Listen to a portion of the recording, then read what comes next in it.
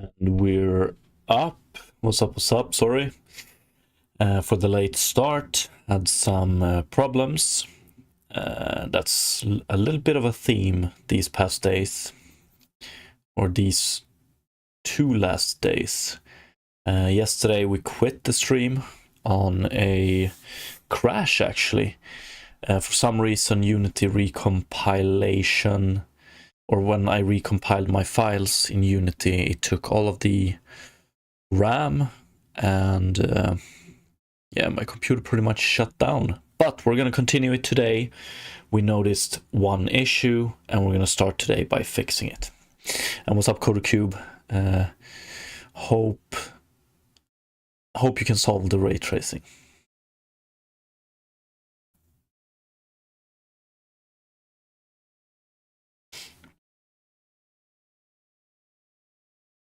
Even with me on your left eye. Okay, so yesterday we fully implemented and started testing the runtime graph.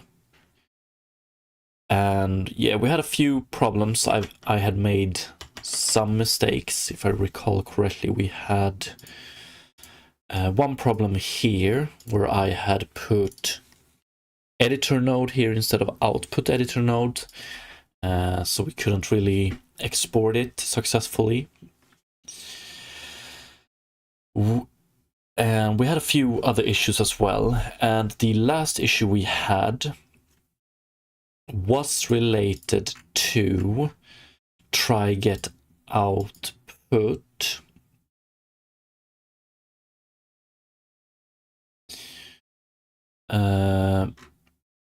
or actually try get input, because what we do is we loop through all input nodes. It's related to this, and we try and get output t, which means that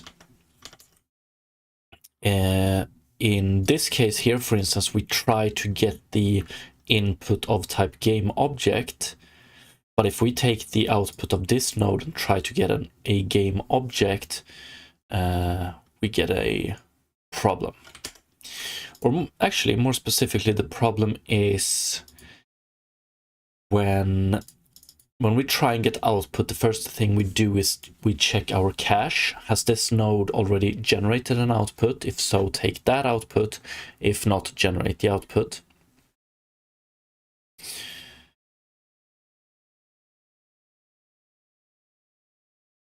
So previously we didn't have this check here, and this was the last thing I added yesterday. Didn't get the time to test it, so that's what we're gonna do now. So before we try and get output from the previous nodes, we check if that node can output it.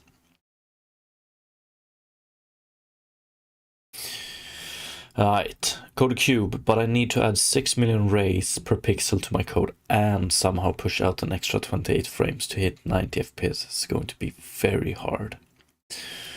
Oh yeah, you have to hit... Do you have to hit like 90 FPS in VR to reduce the risk of motion sickness or something like that? But yeah, 6 million rays per pix. Yeah. It's a hell of an undertaking. Okay, but let's start today with saving this one and hence generating a new scriptable object representation of our graph. Then we jump to the scene and hopefully we can play here and get a resulting creature. It's just going to be a cube with a gray material, but it's going to be a creature. I'm going to pause and let's see.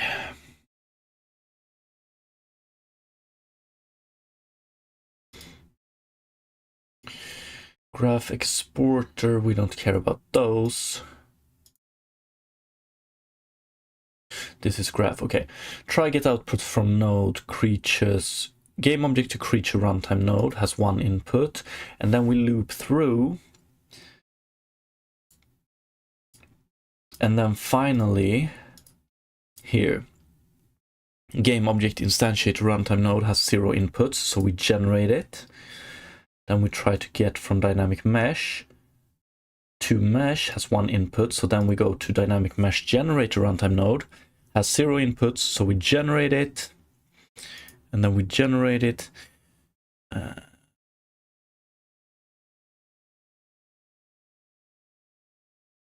We actually have 4 generated new output. Let's see here.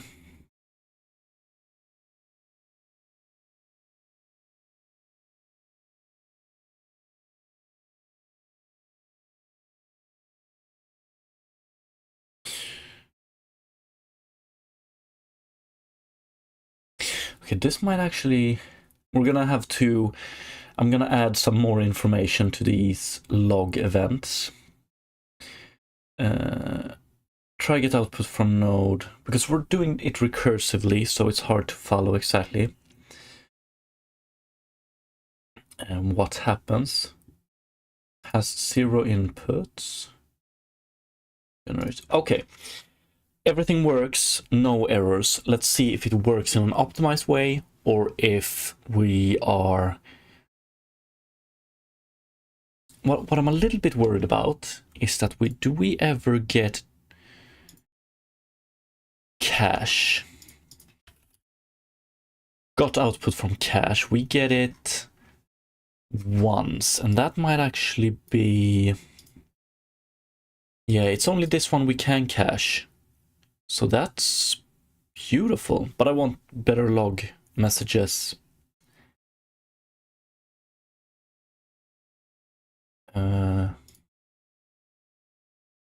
Than this, okay?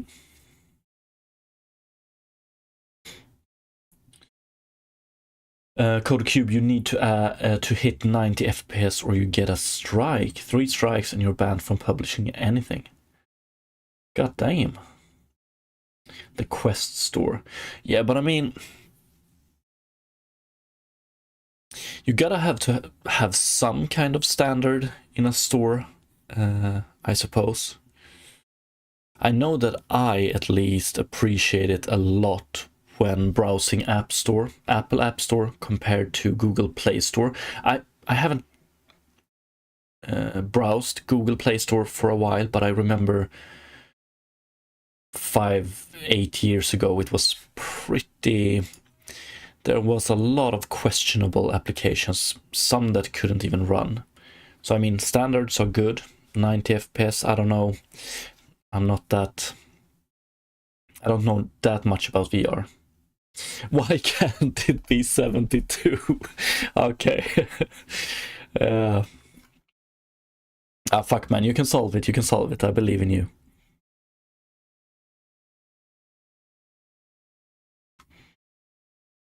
Okay, let's quit it and let's add some proper outputs.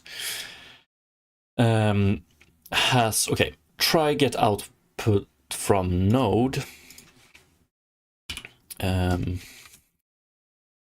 which has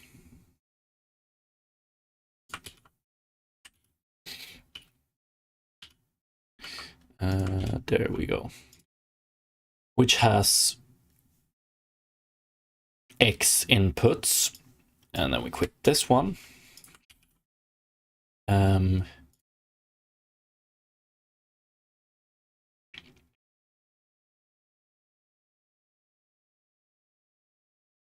Got, and then we're going to take this one.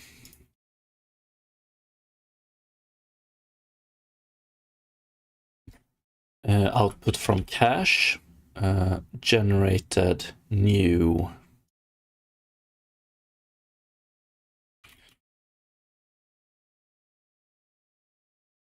output. Okay, that's a little bit clearer. So then we can follow it way more specifically, exactly what's happening, when it's happening, and so on. Oh fuck! I'm afraid every time we recompile now. I'm scared that we will get the same issue we got yesterday. Okay, clear here, play, pause, 20. So let's put this one up here so we can see what's happening. It basically looks like this at runtime as well. So try get output from node game creatures generate. Let's just read the last one. Game object to creature runtime node. So this one. We try to get the output here because that's our creature output. This one has one input, so we loop. We go back in the graph. Set material has two inputs, so we go back. We don't have any cache yet. Then we have set mesh editor node has two. Set mesh, this one has two. And then we go to this one. This one has 0 inputs, so we generated a new output. We don't have any cache. Then we go to dynamic mesh to mesh runtime node, so it's this one. Has one input, so we go back to this one. This one has 0 inputs. It can have, we have to solve this eventually. So we generate its output. So then we go back to here. Now we can generate this output. So we go back to here. Now we can generate this one's output. So we go back to here. We haven't gone through this one yet. So we go back. So here we have dynamic mesh to mesh. Runtime node has one input. So we're back at this one again, which has 0 inputs. But this one has already generated its output for this iteration. So got dynamic mesh generator runtime node output from cache. Beautiful. And then we go back to this one, generated the output. Then we go back to this, or actually, yeah, then we go back to this one, generates its output. We get back to this one.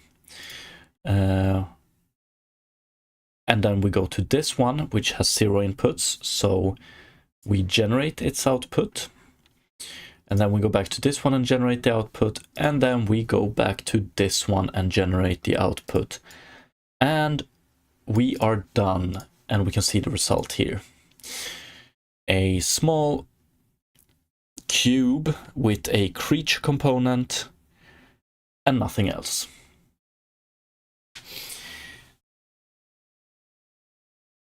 Beautiful. Beautiful, beautiful, beautiful. Now we have a working, let's see. We have a working graph system made with Unity Graph Toolkit. When we save this one, we convert this one to a runtime representation, which is a scriptable object with runtime nodes. And then when we run it, we utilize a creature generation runtime graph iteration with a cache. And then we go through each runtime node and generate it. And then we output the result. So we have the tester here, which creates an iteration from a graph and generates it. And we're done. Fucking beautiful, if you ask me. And all it took was, I don't remember exactly, but I think we started last week. I wasn't able to work that much, like 2 or 3 times last week. Or I can go back, but roughly around 16 hours, I would say, which is pretty fucking great. Yo, what's up, Derek? CodeCube, 13 millisecond versus 11 isn't that much. Your eye can't even notice it that much. I don't know. I don't know. Standards are on the iOS store and Meta store since devices are only a few and they can test all of them. But testing on every single Android phone or for Steam, testing on every PC is impossible. Yeah, definitely to some degree. At least harder by multiple times, right?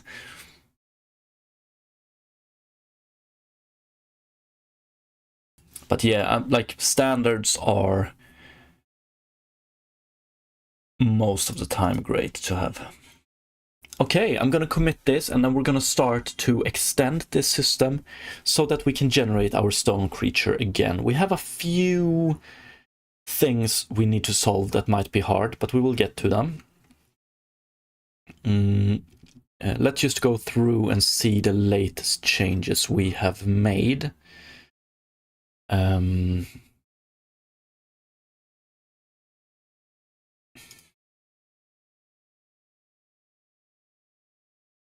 Yeah, I'm worried about this one. Creature is... I'm going to commit this one. It's going to be temporary. So instead of creature being an animate entity, it's going to be a mono behavior. That's just to make everything work currently. So let me commit that one first. We're going to add back it as an animate entity eventually. Although when I implemented animate entity initially, I always imagined it being instantiated as a prefab, pretty much. Not through code, or especially not like a graph-like structure. So we have a few things we need to fix there.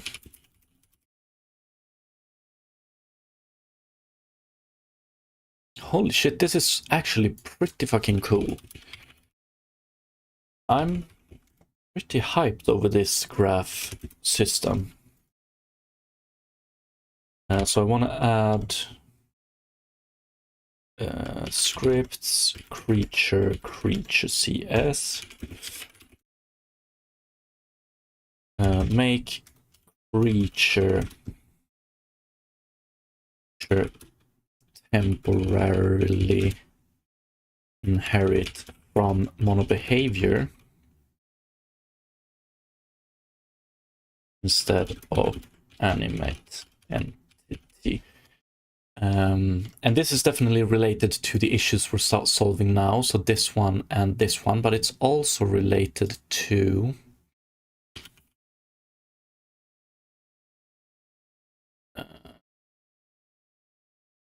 this one, 17.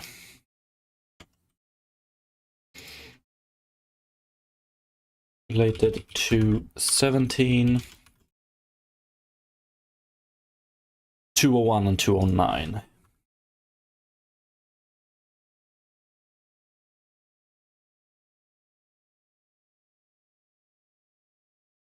Now I'm actually going to have to add a task here. Or did I change it? Yeah, we have it as iteration. Beautiful. Implement first iteration of yes. Remove cache. This we need to do before we commit as well. So if we go through these, let's check the changes first. Here we fixed an issue. Here we added 2 debug logs. Or actually we added... Yeah, we had a fail safe here as well. So that's all we did here. Node system tester, we changed pretty much everything. Runtime graph.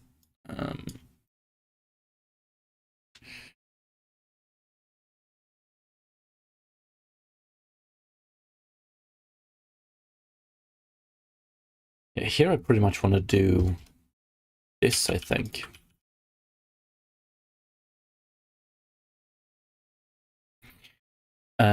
Yes, so here we added most of the logic, try get output. This is where we use the cache instead. We use the cache here. So for this one, we made these serializable, I guess. So we added cache implementation in generation runtime node, and we utilize the cache here. We utilize the cache here. Added a proper constructor and utilized cache, constructor cache, constructor, and serialize this one. Cache and cache. Okay, that's good to know. And then let's see, this one, remove cache implementation. So this is the old. Let's make that remove old cache implementation. Okay, so what I'm talking about then is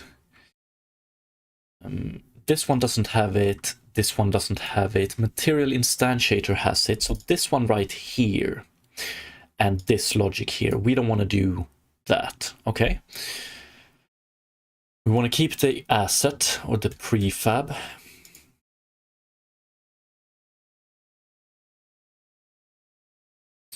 We want to do this.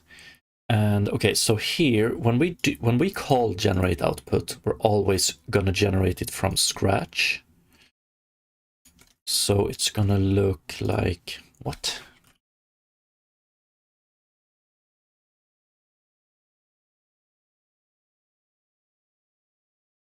Like this instead. Okay, so we remove the old cache implementation here. Game object instantiator, same here.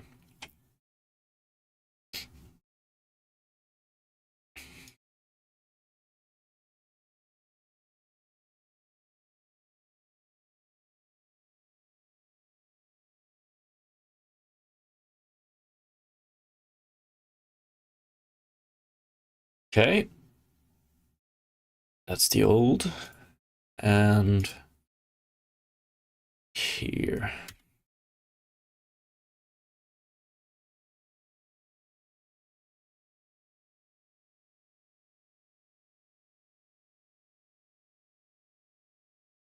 Actually, we can just do this, right?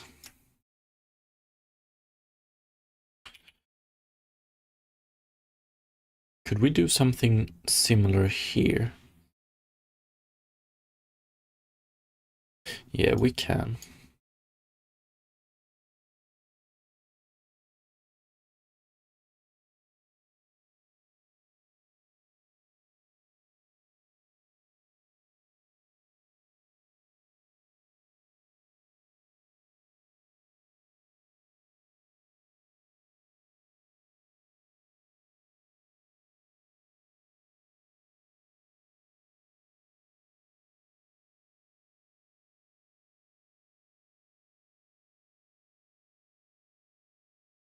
We can't do something similar here because we want to do copy properties from material. But okay, I think that's it.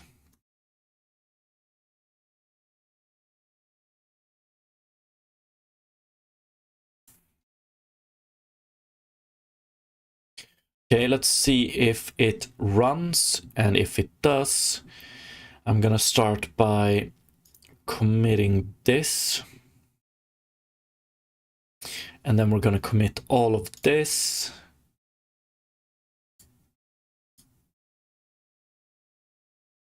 Yes.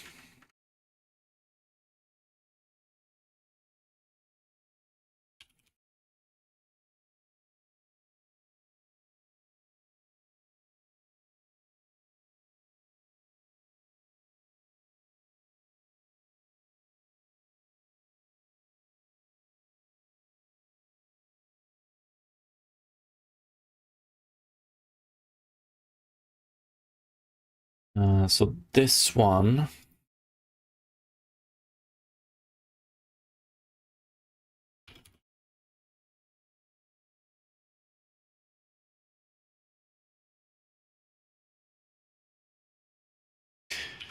fix link issue, let's see here, fix runtime node link issue.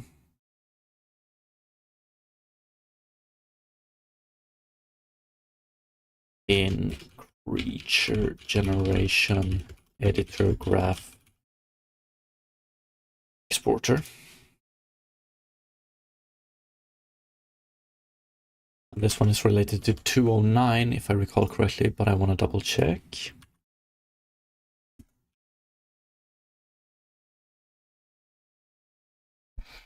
Okay.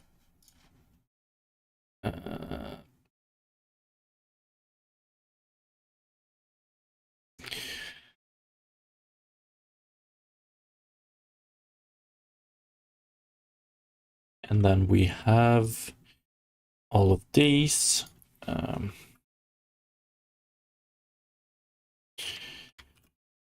Runtime.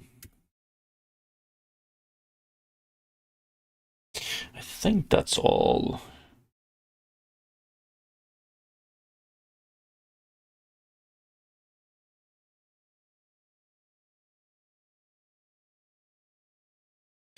Yes, so here I want to call this one add creature generation runtime graph iteration. That's the biggest thing, so add the addition of this one. And remove old cache system in runtime node. Related to 201 and 209.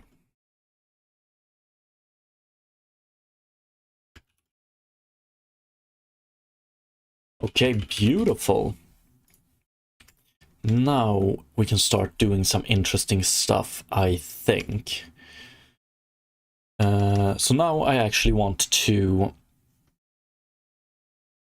fix a graph here. Okay, let's see if the recompilation crashes. Oh, okay, great. Now I want this graph to actually be the same graph we use for Sten. So I'm talking about this one right here, or a better visual representation of that one is this one. So now we actually want to build this graph. So we're going to start with this, and we're going to set it up the correct way, and we're going to walk downwards. And as soon as we get to a node we haven't implemented, we're going to implement it, okay? Let's fix these.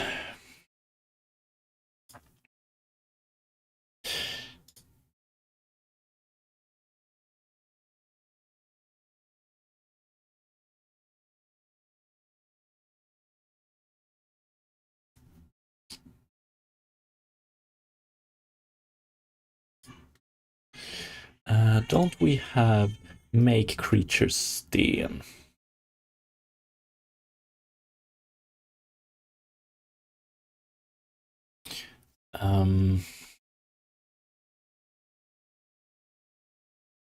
Okay, how do I want to split this up? I don't want this to be an issue that lives on forever, so I'm gonna have to cut it off somewhere. Maybe Sten is the... Like, this would probably be better. Let's see here. Implement game, creature definition, creature needs, create Sten, texture. Okay. Let's see here. Random variation system. Yeah, that's the node system.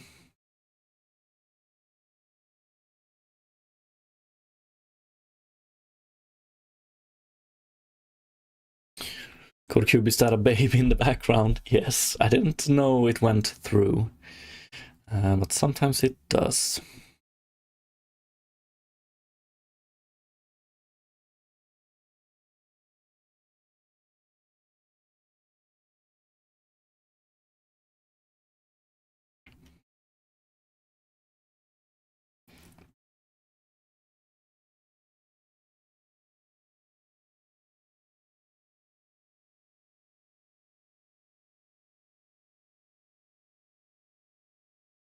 I'm doing my job in continuing the human bloodline, you know? Okay, I'm actually gonna rewrite this issue a tiny bit, implement creature visual variation. I'm gonna call this one done, actually. Because we have a base. I'm gonna call this one done as well.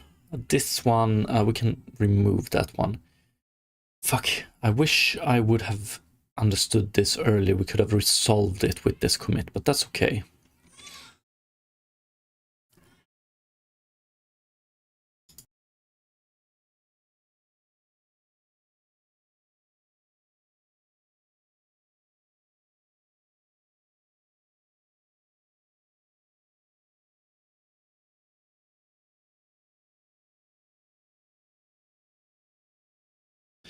Okay, so what we're gonna do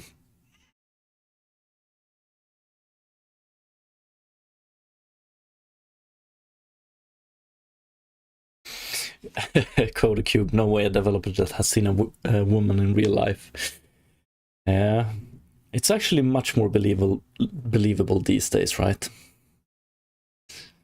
It's not the 90s anymore.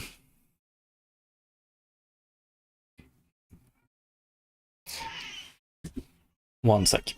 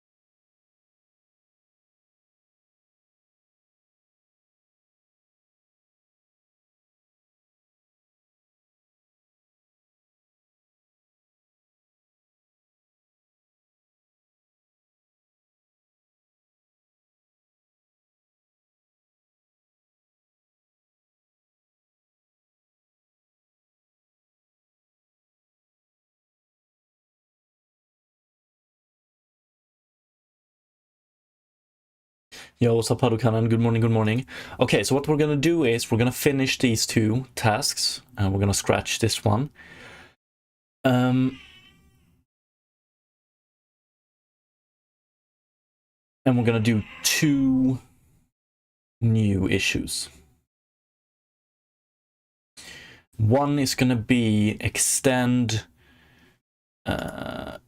creature generation graph to be able to generate Sten creature, and the second one is gonna be just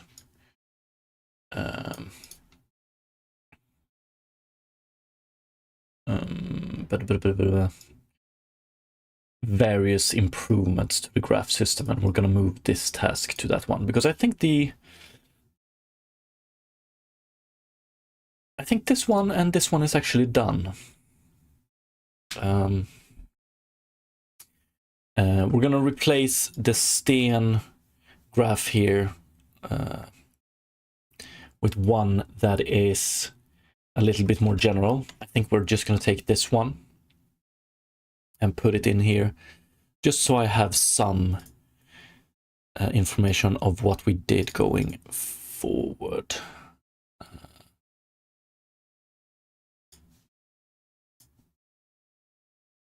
November 19th.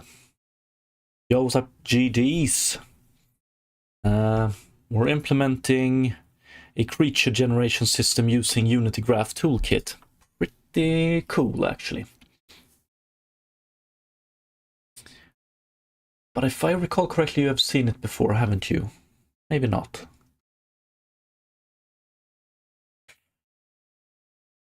Okay, so I'm gonna start by creating two new issues here.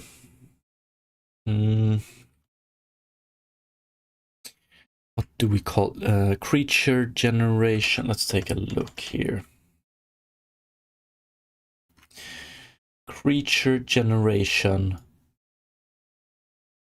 graph. Okay. So the first task is gonna be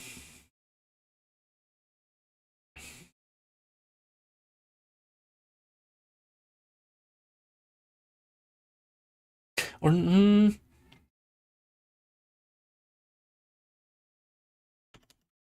okay, yeah, we're gonna make it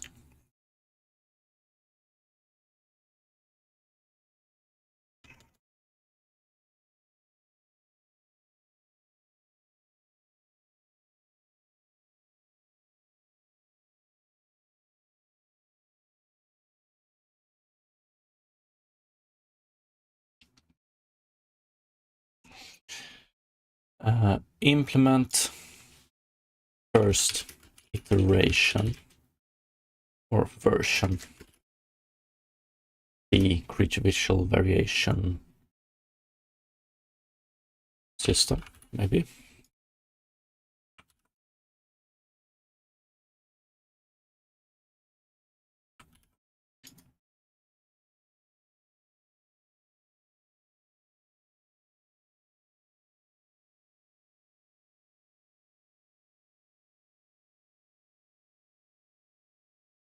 Mm-hmm.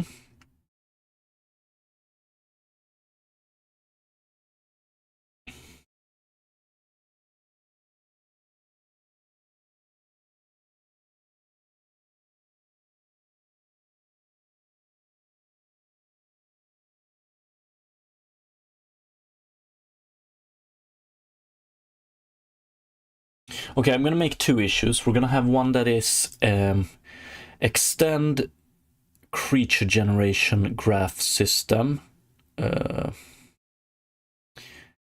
iteration 1, which is gonna extend it with everything we need to generate the Sten creature. And then I'm gonna create an issue that is add bells and whistles to the graph system, basically, because this one is, we don't need it, but it would be very nice to have.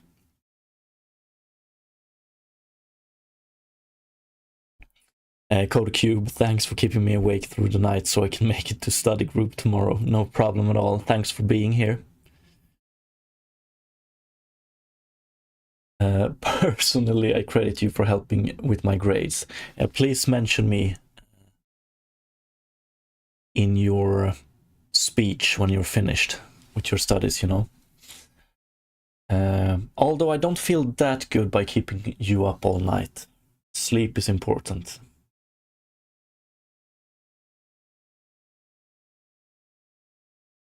Yes, okay, let's add those.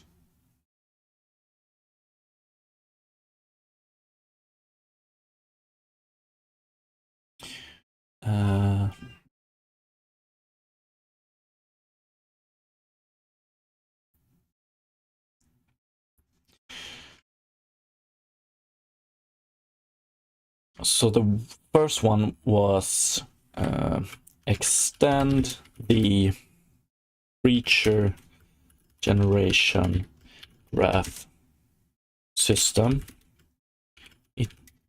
iteration 1.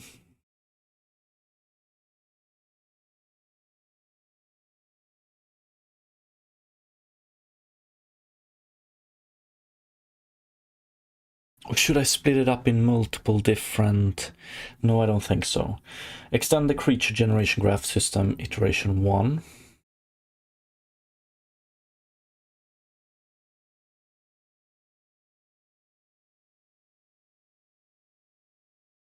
Or we're just going to call it extend the creature generation graph system, because after this fact, we're probably going to have one issue per new node, I guess. Extend the creature generation graph system.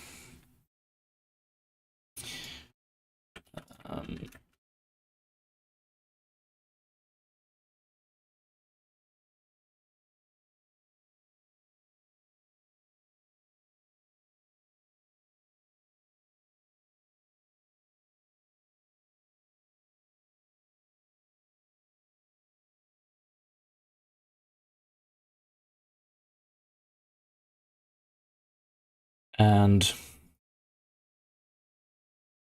improve the creature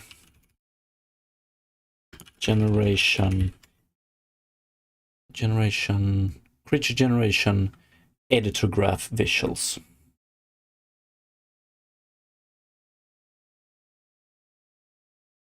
Okay. That's our two new issues.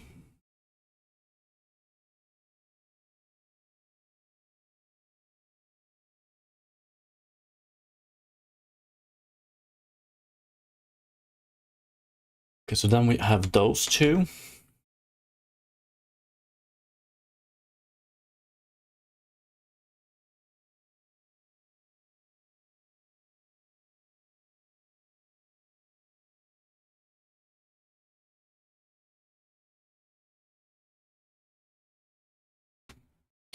Code Cube, I usually get home at like 1:45 from night shift since I'm occupied with university. God damn. When do you sleep? And Code Cube, kind of sad my generation grew up in a world where we were told that as long as we go to uni and graduate with the right degrees, we have a guaranteed secure job and life, and now that's just flipped. Yeah. Tough times ahead.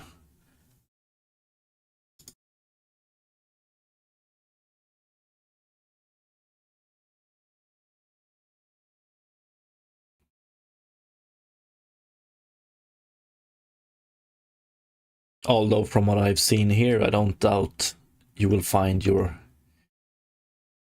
place, you know, or find a job.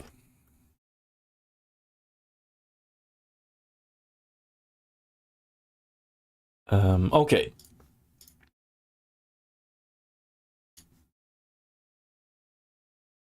Finish 201. Finish 209. Then I want to reference this one, only this one, so 210. Finish 210.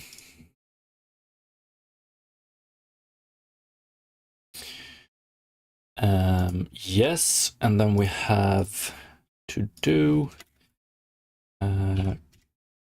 Sten generation graph. And this is where I'm gonna put this one.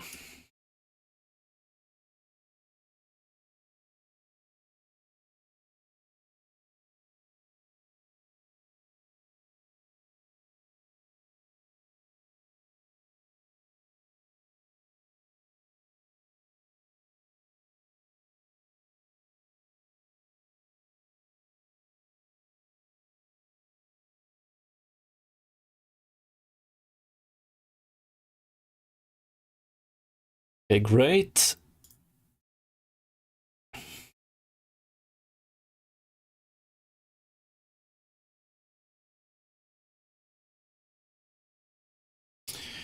Move task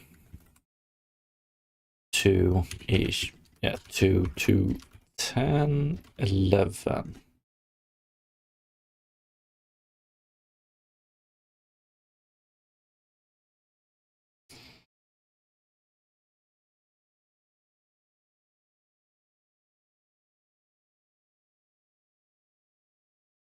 Okay, beautiful.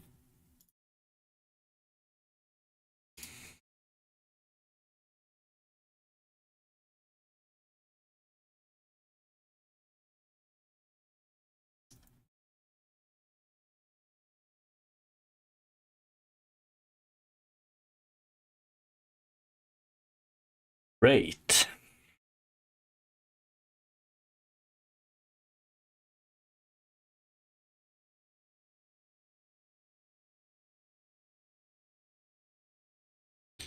Oh, one sec, I forgot to do.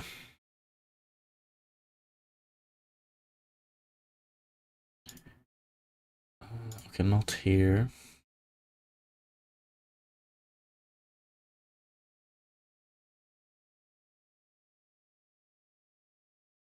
Code Cube, I'd love to go to Sweden, it seems nice, but even if you marry someone there, you won't get full benefits for a while.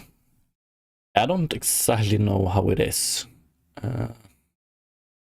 structured. And Code Cube, where do you live, if you don't mind me asking? I know that you have said it previously, but I don't recall. What, Canada? Or something like that. But quote, whatever, just gonna smile, cry inside, and look at the pretty snow out the window. That's what we all do, man. Okay, let's just fix this one real quick, and then we can call this one closed. And we can continue with these two, and this one.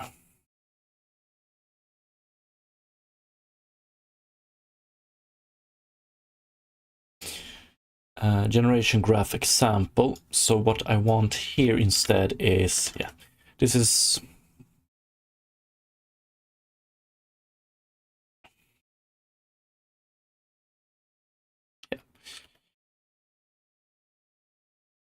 dynamic mesh editor.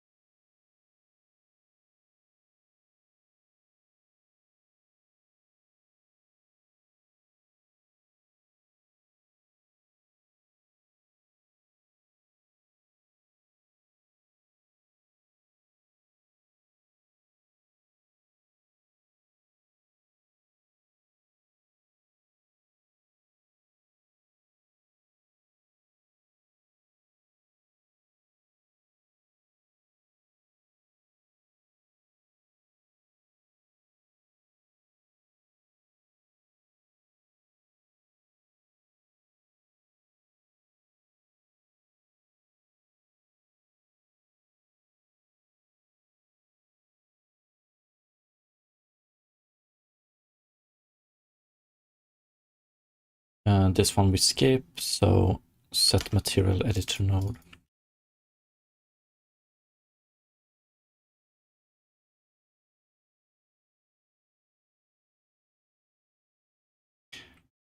Material instantiator editor node.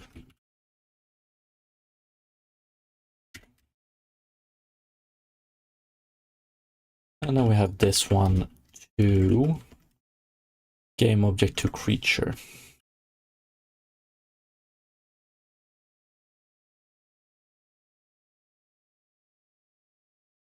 Beautiful, there we have it.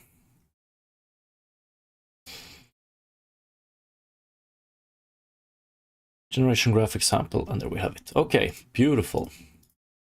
Now we can start defining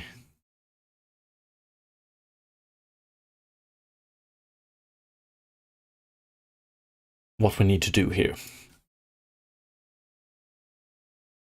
CodeCube, Calgary, Canada. At least, unlike the US, I don't have to pay $1 billion for healthcare. That's always a plus. 100%. Fucking hell. Now, when I'm getting older, I love it. Free healthcare. It's beautiful. Like I've heard, isn't Canada a pretty good place to live, generally speaking? Like, are there really that many other better places?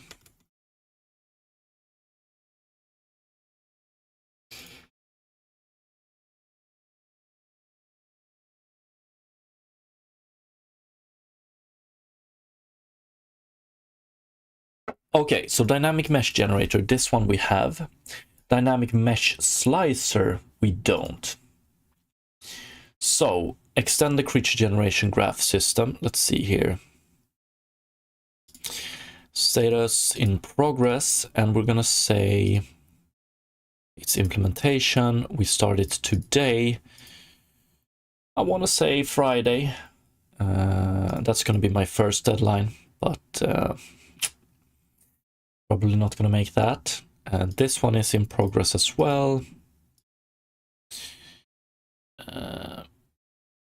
But I'm not gonna set an end date. And then I forgot to take this one.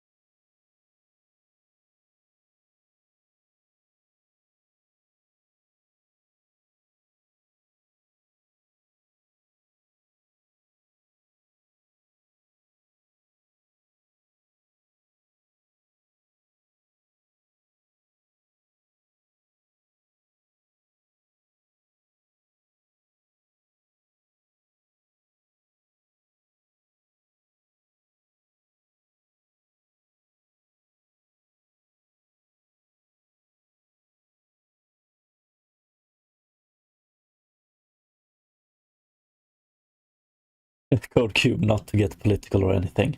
Yeah, I try to focus on the programming over here. But healthcare isn't free anymore. Could you elaborate on that one? Because I don't know what that is about. But that's true as well. I've heard that Canada is great, but I think isn't that like the same thing is happening all over the place. Yeah, we're in a little bit of a downturn. Okay, dynamic mesh slicer node. That's the first one we want to implement. So implement dynamic mesh slicer node.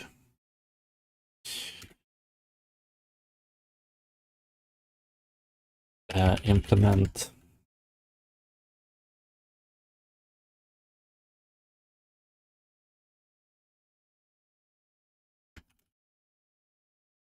editor node and runtime node.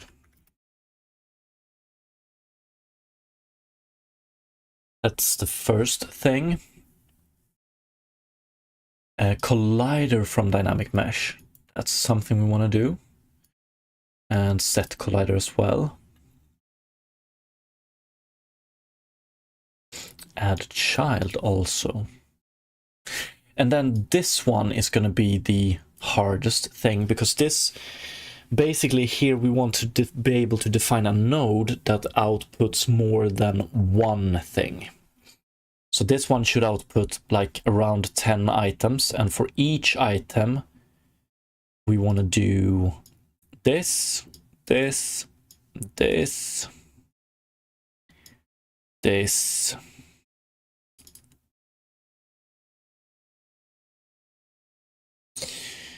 and this, I guess, as well. Also, the problem is random float here. We want to be able to inject some sort of structure when it comes to this one. I don't know how. Maybe make it a little bit bigger so it can be seen on stream.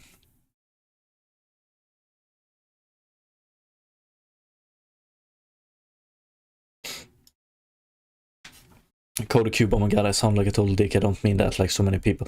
No, I didn't.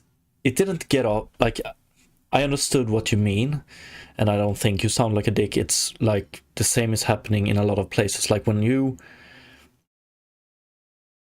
have a system and you quote unquote inject too many people at a short time span, the system is gonna, it can crack, you know. I totally understand.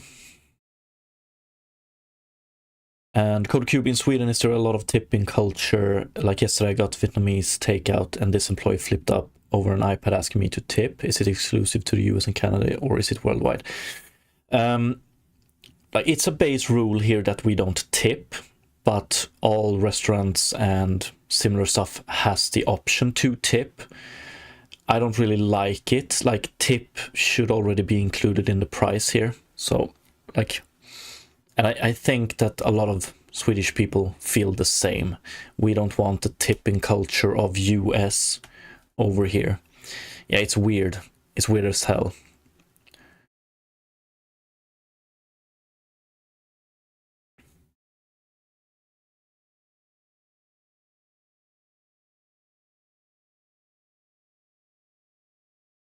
I don't think anyone is going to be angry if you don't tip over here, but I have this feeling that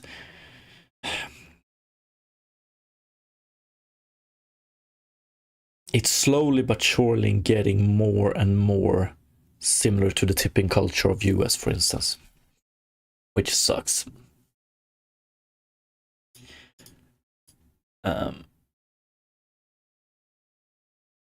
Okay, mesh from dynamic mesh. This one we already have. Set mesh we already have. But we need collider from dynamic mesh and set collider. Implement collider, but we're gonna rename it because, let's see here. Yeah, dynamic mesh 2 collider. So dynamic mesh 2 collider node.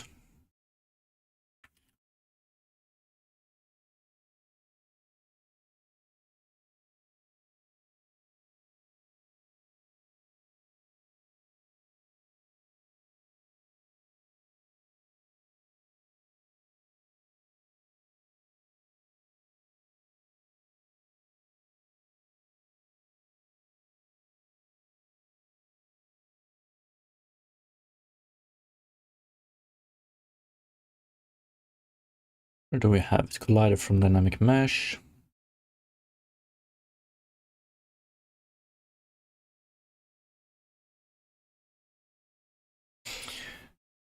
And then we want set collider as well.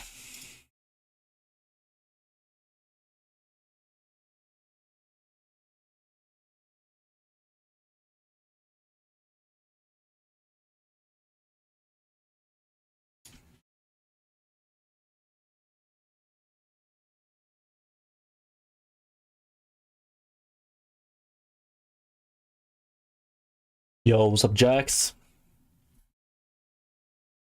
Code Cube, this one place I went to in the card reader, they blocked the screen so you can't hit no tip or go into the menu that says custom, then hit 0%. Yeah, that's dirty as hell. I saw an image of something similar online. Fucking sucks, man. At this point, someone's going to say hi to me and ask for a tip. Yeah, I think it's weird in places where you, I don't know, like McDonald's, for instance, they don't usually ask for tip, but something similar where you actually order your food through screen or your drink or whatever, and they still ask for a tip. What the fuck is that about?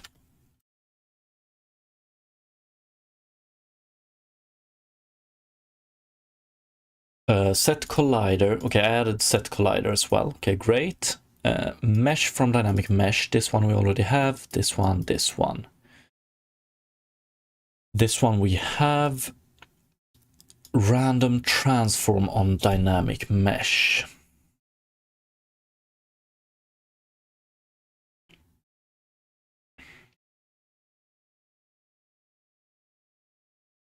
Actually, we're gonna start with this side, implement them, and we're gonna add these eventually. I want to do some programming today as well, because I'm wondering about this one as well. It would be so cool to be able to have a node that is random transform, and then it takes multiple different inputs. So maybe it takes a random seed as input, or it takes a dynamic mesh as input, or something else.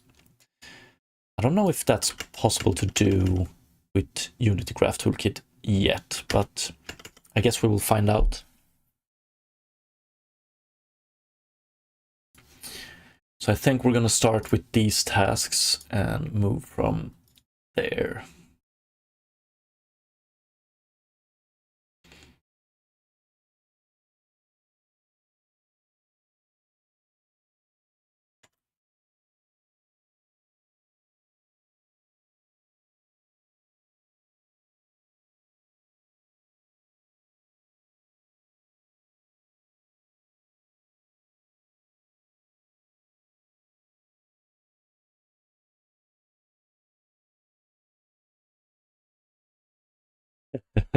That's a good point, Coder Cube. Quote, like, I don't see a human because I'm too ashamed to say I want a Big Mac and a large fry all for myself at 1:25 a.m. Why should I tip? It's a good point. Random scale, random float, random vector, random color, all of these can be one node as well. And we select the output much. Fuck, I want to add that one as well. Let's see here. So much like this one, depending on what we choose here, we change the output, that is. Okay, I think, yeah, that's great. That's what we're gonna do. And then I would like to be able to insert, so by default we're gonna have a random seed as input, but it would be beautiful to have a dynamic mesh as at input as well. Random scale, random float, random vector, random color. So we're gonna do this.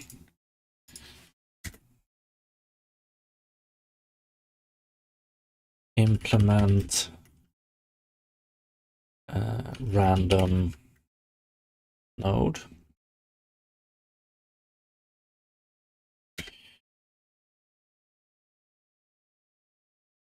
Implement a node that outputs a random int, float, vector 2, vector 3.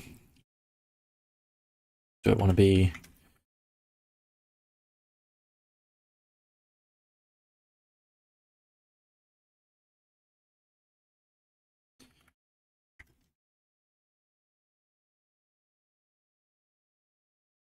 and transform based on setup and a seed input.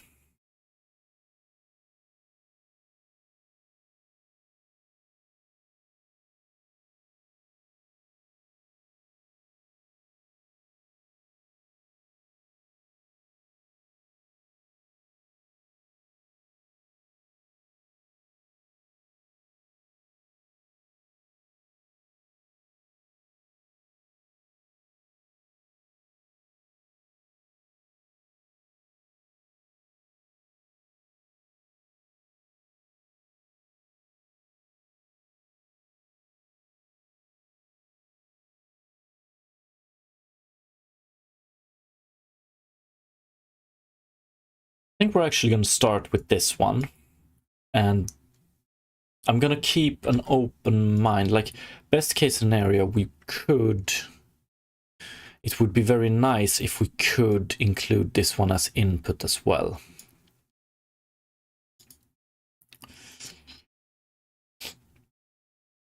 Maybe we can do it like this. We can have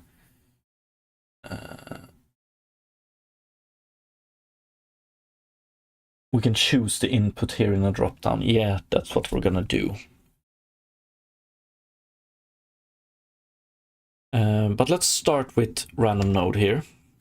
And hopefully it shouldn't be too hard to implement new nodes. So let's see how that would look.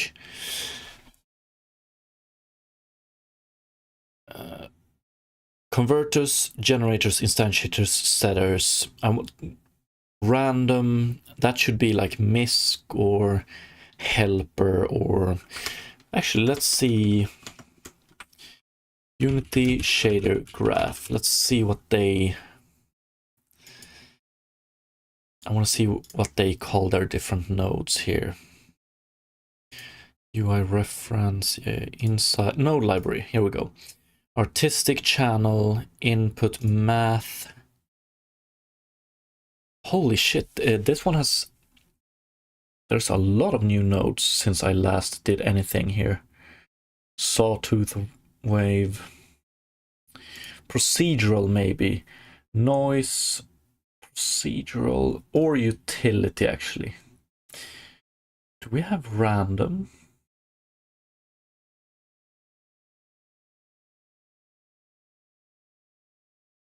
Logic.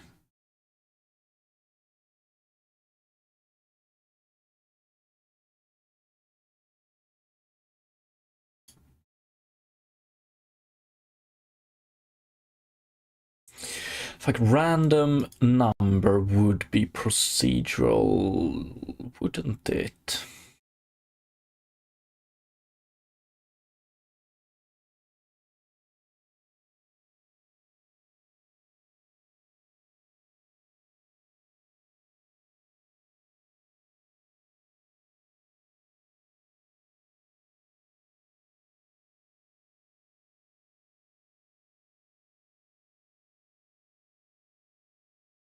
Yeah, let's call it procedural for now.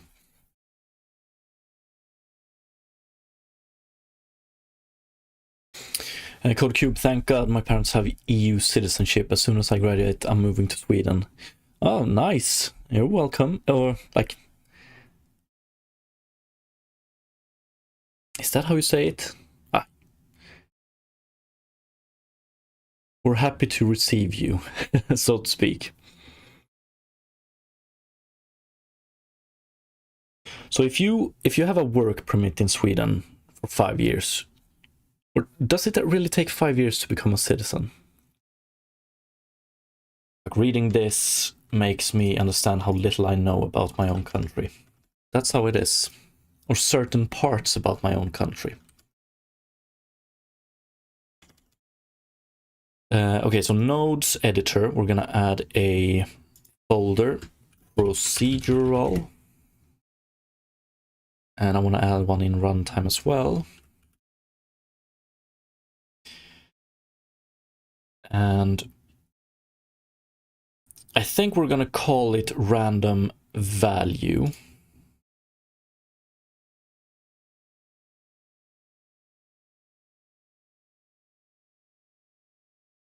Random value editor node.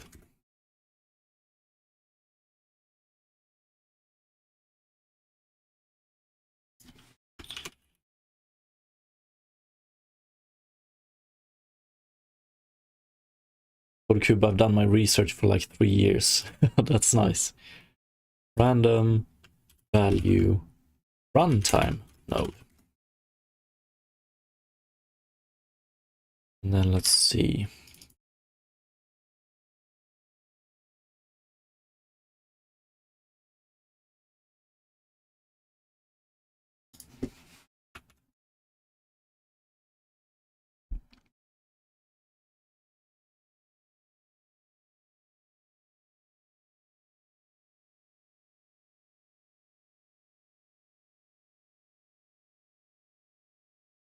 CodeCube, I'm just going to get help from my Swedish friends and YouTube to learn Swedish. Yeah, it's definitely doable. I don't think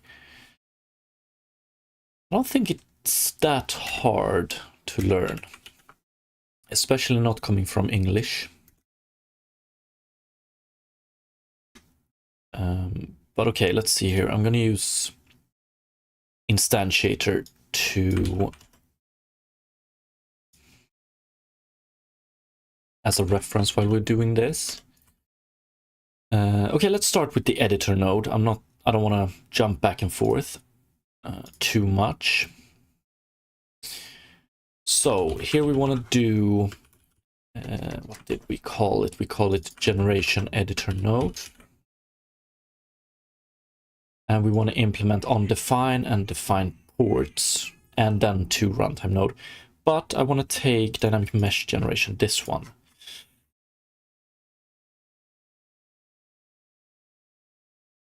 Holy shit.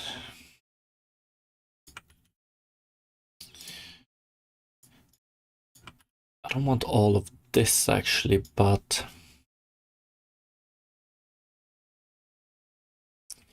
what I want to keep is,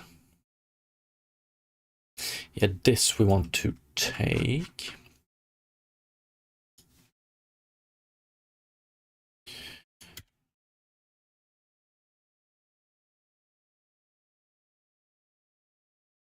Okay, on define options, we're gonna add an option here.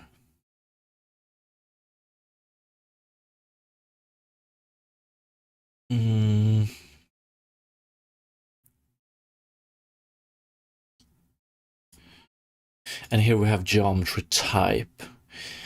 Oof, how should we do this? Random value editor node. Okay, we will have a... Do we need to make it public? Maybe we do. Let's add it to the bottom. Public enum value type.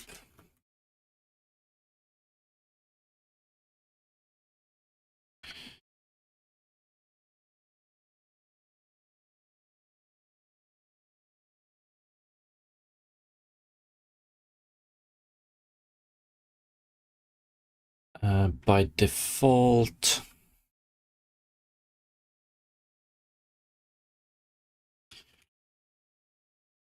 can we use these?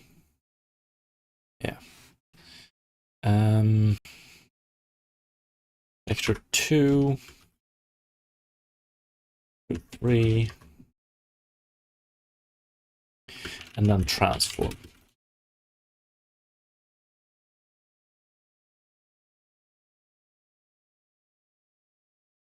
Code I mean, I already know how to swear in Swedish, and that's usually the...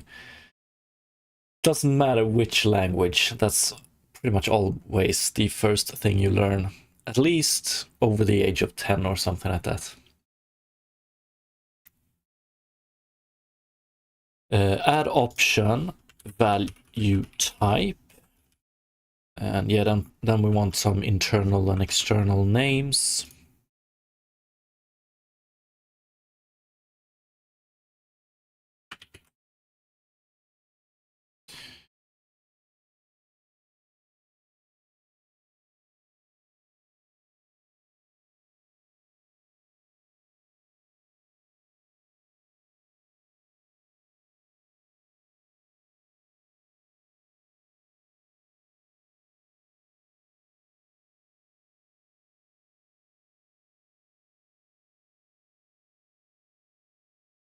Okay, no punctuation. Undefined options, value type, internal name, display name, tooltip, and default is going to be int. Not geometry type though, but value type, int, delayed. Okay, let's start with this. Undefined ports, we're just gonna do this, and let's see how this looks. Hopefully we get a compilation soon.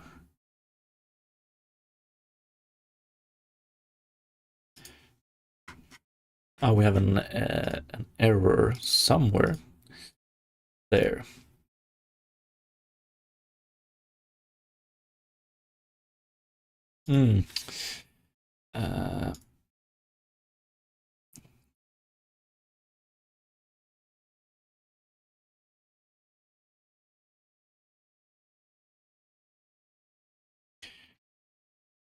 Features .visuals.generation.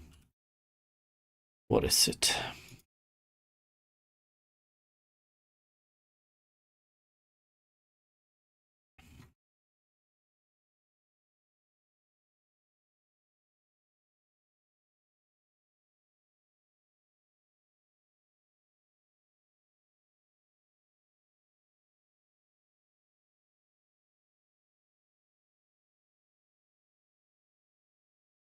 Random value editor node. Here we have it, and we can do int, float, vector 2, vector 3, transform. Beautiful.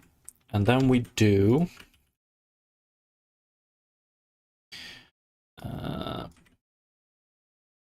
value type,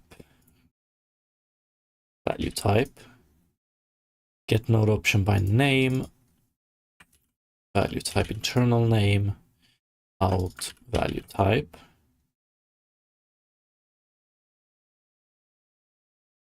And then we do case, value type int.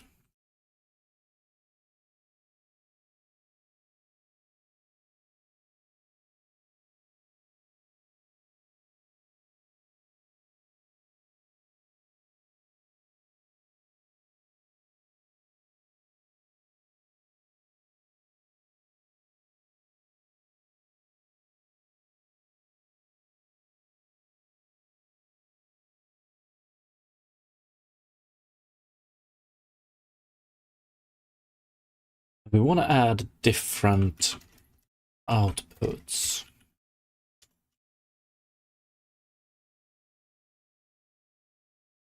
Add output port in. Can we int like this? Dynamic mesh internal name.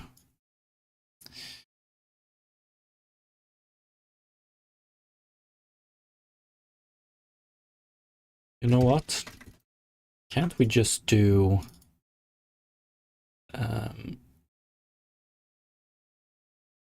value type dot toString? We have that one. With display name, it's going to be the same. Build, and then rake. All of these are pretty much going to be the same.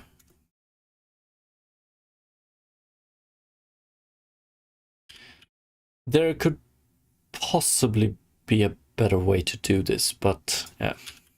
Float, vector 2, vector 3, and transform.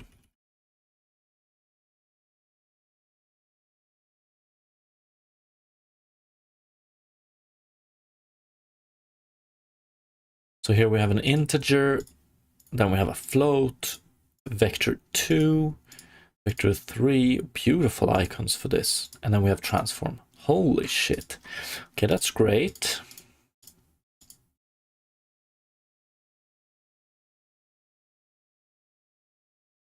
Love it.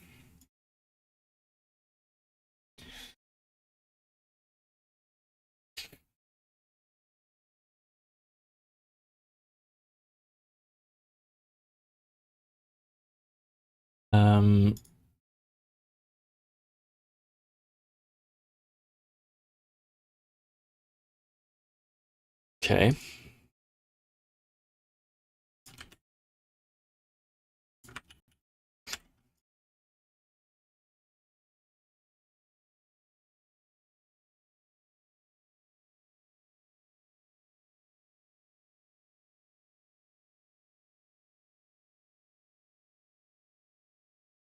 I wonder.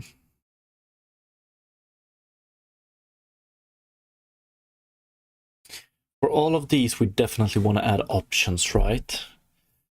Min and max values, constraints.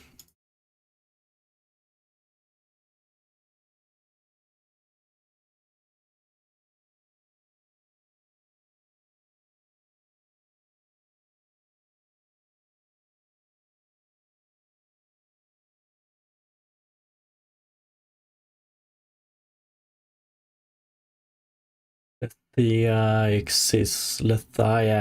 Yo, what's up? What's up? Sorry about the pronunciation.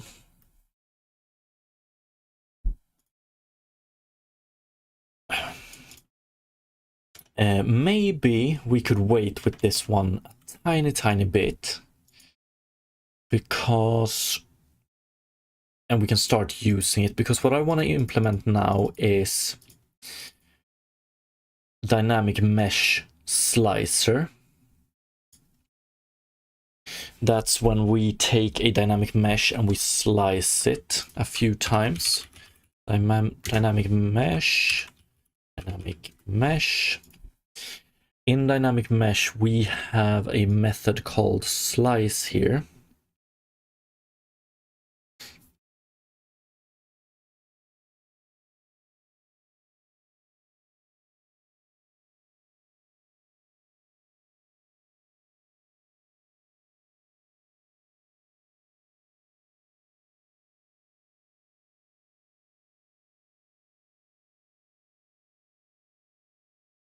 Yo, what's up, Scafer?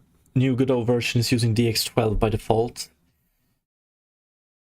I'm trying to... Wasn't it DX12 you had problems with? Or was it DX12 that solved this? I hope it is good news, at least. So, when we slice something here, we slice it with a plane, which is a shape, which makes me want to...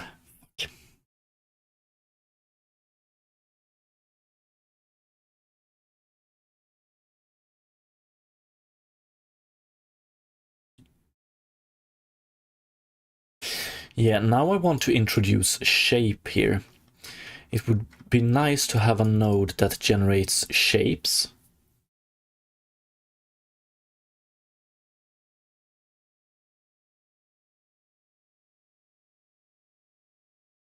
Because when we slice this one, we want to do it multiple times. You know what? We're going to start by implementing this node, dynamic mesh slicer. We're going to start by implementing it as we define one plane. So dynamic mesh slicer is going to slice a dynamic mesh once. That's about it. And it's going to take we're going to define the plane in the node in question. But this means that dynamic mesh generator, here we have one definition of plane, and we're going to have one definition in the slice. So we want to bring out that definition and keep it in its own node, but we will get there eventually. CodeCube isn't Godot, Vulkan, or OpenGL based, like changing nothing in my code, switching from DX to Vulkan gained, from depending on where you are. I have no idea actually how it looks behind the scenes. Yo, what's up, Antonino? What's up, what's up? Scafer, yeah, they've released new 4.6.dev version today and it doesn't crash anymore. They resolved the problem with buffer creation on Windows 10. Beautiful news. Beautiful news, man.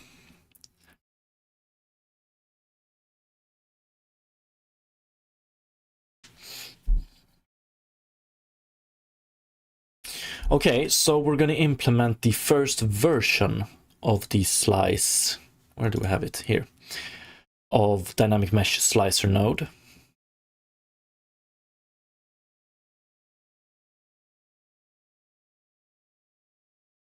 And yeah, then we're gonna make it more and more complicated pretty much. So let's wait with this one. And let's add, so what do we have? Converters, generators, instantiators, procedural setters. I want to add alterers. Alterers.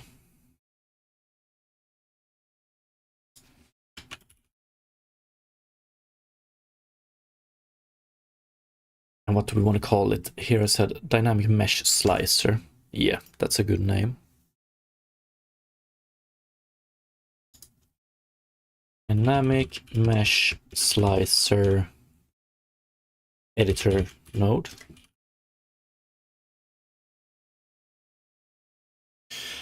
CodeCube, I think Godot is super cool and open source is a great thing for me, but it doesn't have good VR support and Meta's market is so strict I don't even want to try.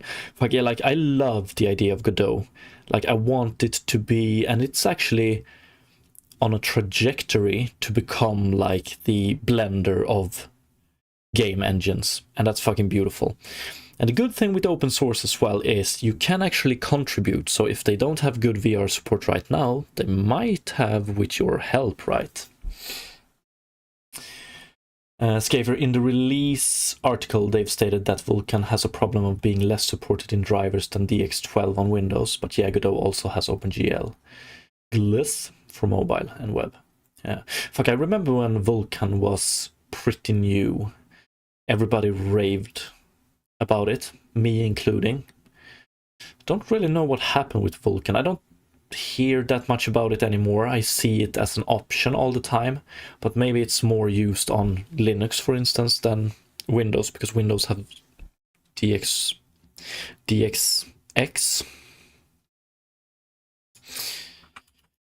And let's see, alterers.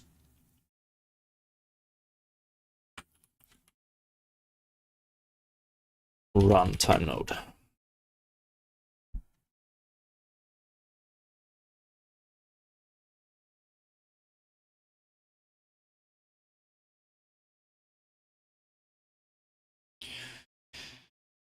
Fuck, the problem with slice.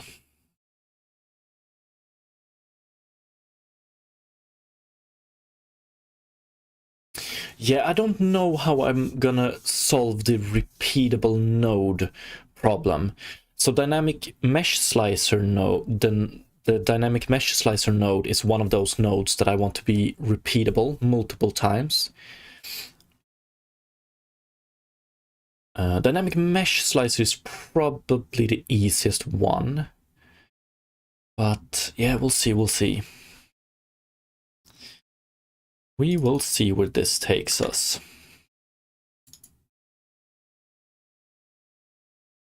And once again, let's start with the editor case. So I'm just going to take this one and paste it. Dynamic mesh slicer editor node. We're going to wait with this. Define options. We're going to wait with this. Undefined ports.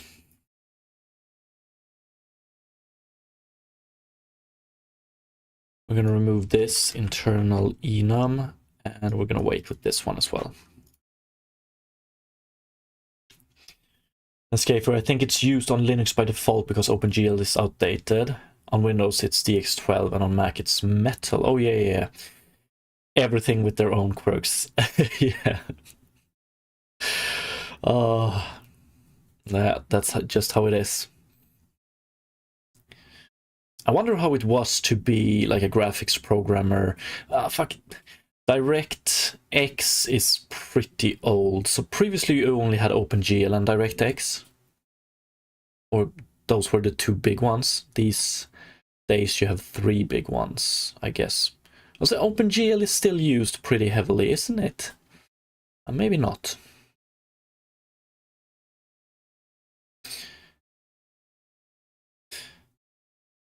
CodeCube is just not new, and algorithms only care about new and exciting things. That's true. That is true. Okay. Dynamic mesh slicer editor node.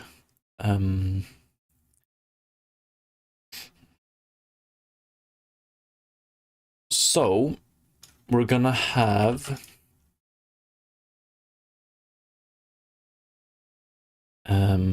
slice plain origo, internal name. We don't need a tooltip for that one, I don't think. And we're gonna have normal. Slice plain origo.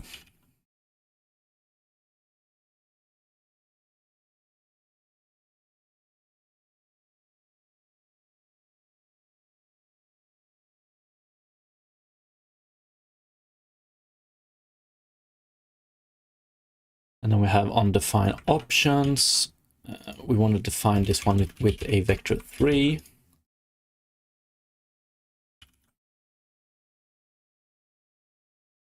No tooltip with default value.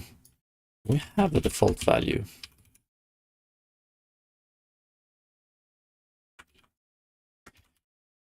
And then we have normal. We're going to do default value up on this one. Okay, let's see if this works.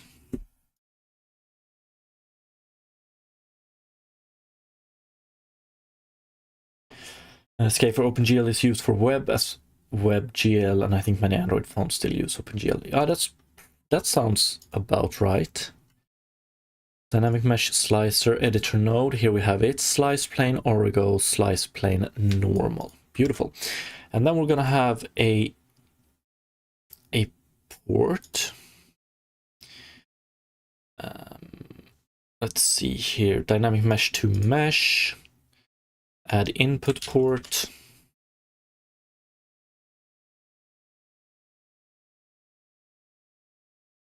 Dynamic mesh internal name, dynamic mesh display name, build. Oh no. Yes, we need to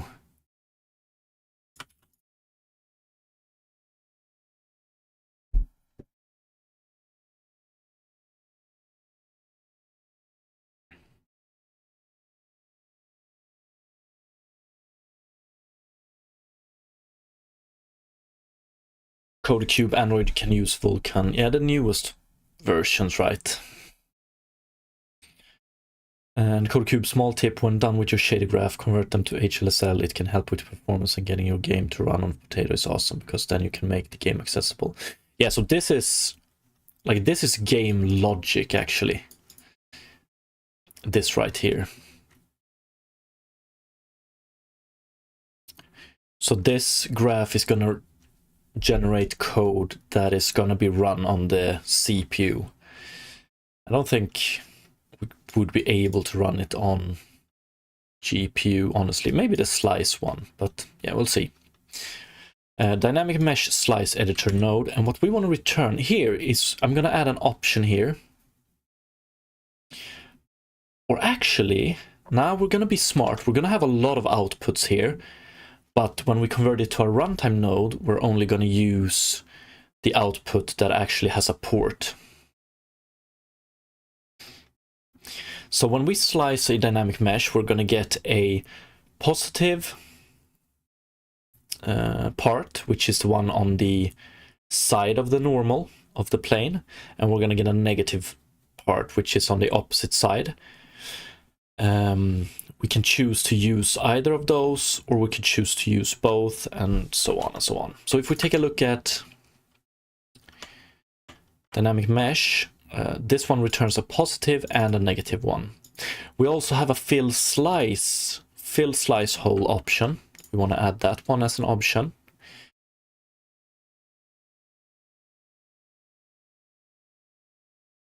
I'm just going to call it fill.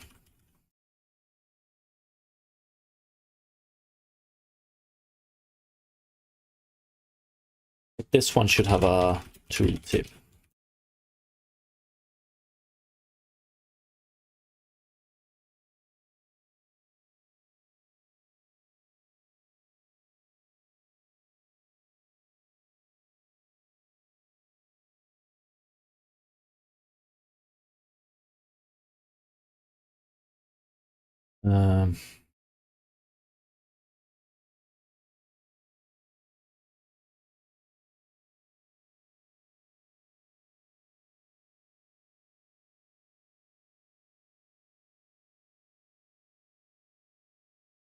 Maybe.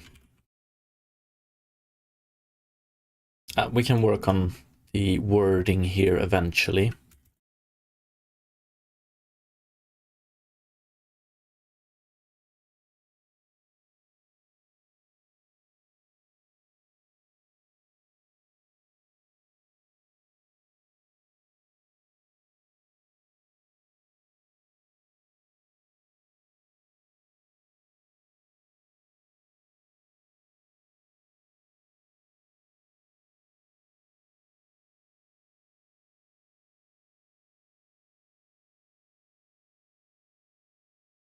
Oh shit. This worries me.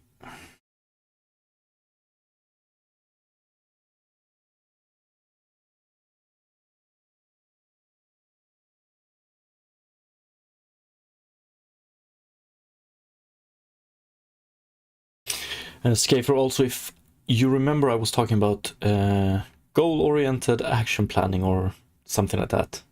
Go up. Recently. Implementing goals, actions, and world state would be a lot easier with some kind of test bench UI where you could fill in the current state and press a button to make a plan to see if it works like you want it to. Otherwise, it's a pain to the ass to run a game on every AI logic change. Yes, 100%. So my current plan of attack is we're going to generate, or we're currently implementing a procedural generation system for our creatures, and we're going to be done with Sten soon. Sten is a very simple creature in this game. It actually has basically no needs, and it's not that animate, i.e. it can't move itself. But we're going to implement blobs after Sten. So we're starting with the simplest creature, and then we're implementing more complex and complex creatures. And when we get to the blob creature, that's when we're gonna start dipping our toes into Go Up for my game. And you're 100% correct. Like, I'm gonna have to design some sort of test system for this. So that's gonna be like as big of a problem as actually implementing the Go Up system. So I'm gonna need to think about it a lot, but we're also gonna do it as we go. But I appreciate it. I appreciate it. I'm gonna need a lot of input to make the best out of this system. The fun thing is we already have the action part of the system in place, and we have the attribute system in place. So I have an issue, like, we're gonna have attributes are gonna decide what the creature wants to do, and on the other end we have the actions that the creature is gonna be able to do. So it's just a middle point, filtering attributes and deciding what to do based on attributes that we're gonna implement. It's gonna be fun, it's gonna be fun, but we're probably a couple of months away from that. Okay, let's add some outputs here. And we're gonna do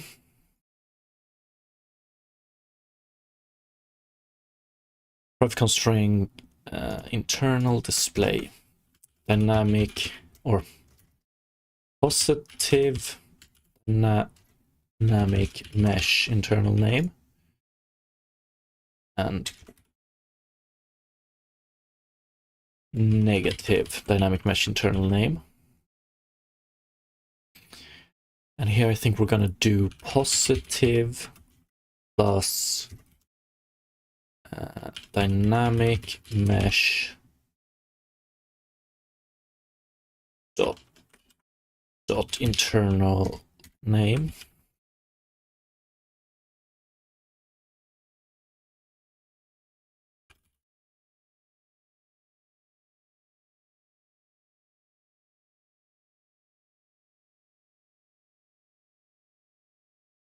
Or display name.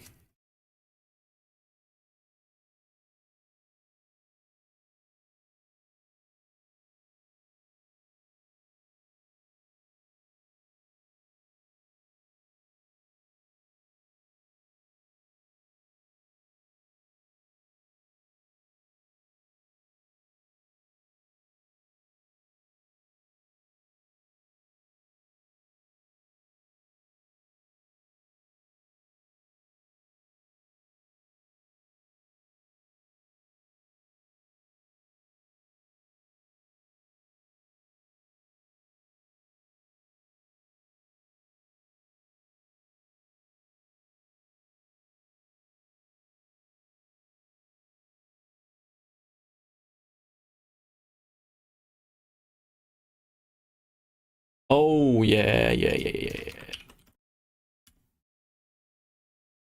Okay, I actually thought that it should be possible. Or? No, okay. Or can it? Okay, it can. Nice. A couple of months. Yup.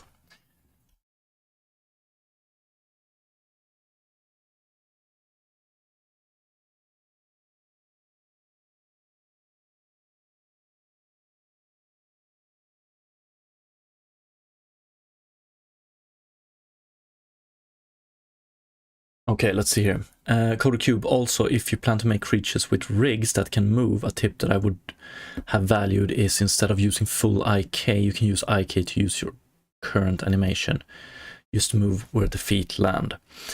Yeah, that's what we're gonna use for the playable character. Haven't really decided for the creature yet if I want to go full procedural generation when it comes to the animations as well. It would be pretty fucking cool. I wonder how free we're gonna be with the creature visuals as well. Should a creature be able to have, like, maybe you have a creature with X legs, maybe we can generate it with 7 legs or sometimes with 9 legs. If we have something like that, then we're probably going to have to go full out procedural generation for the animations, right? But for the character, definitely we will just use inverse kinematics to better place the feet and then use the animations defined in Blender. Or wherever I decide to do the animations moving forward.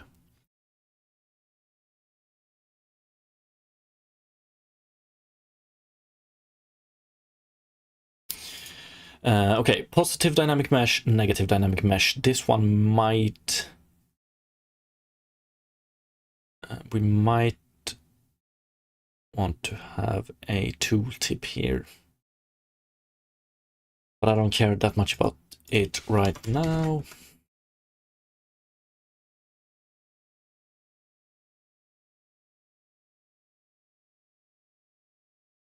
Okay.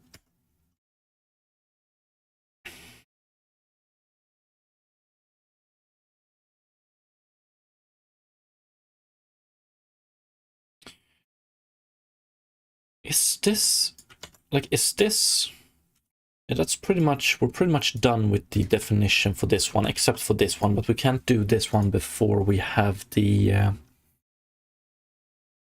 dynamic mesh slicer runtime node, so maybe it's time. Maybe it's time.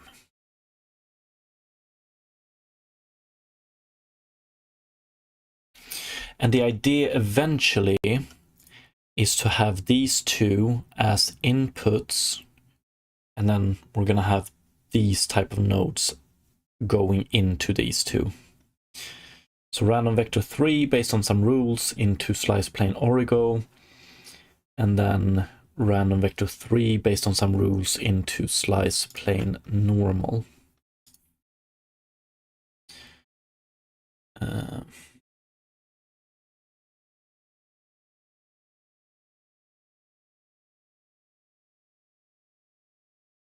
CodeCube, I mean, I spent like forever making a cat controller with full I key that I put on the asset store. That's pretty cool.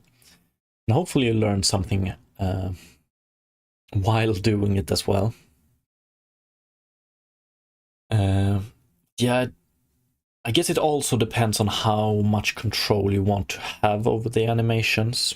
Like, it's always going to be easier to make fluid, more lifelike animations in Blender as opposed to going like full procedural. Scafer quote, I hate synchronizing animations with movement. Me too. Okay, let's see if we can implement the runtime version of this one. So runtime.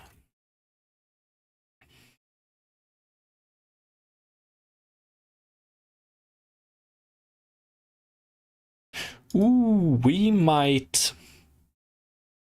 maybe not. Let's see here. Is this the first... This is our first node that has more than one output. Fuck. That's something we're gonna have to communicate as well. Hmm.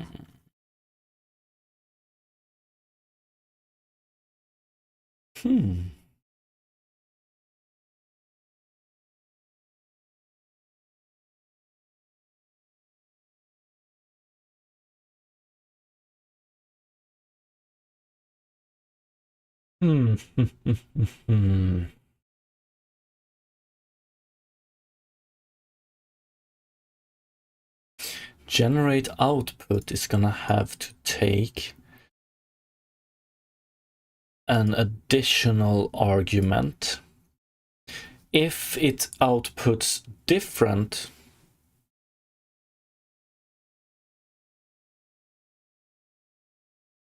types of...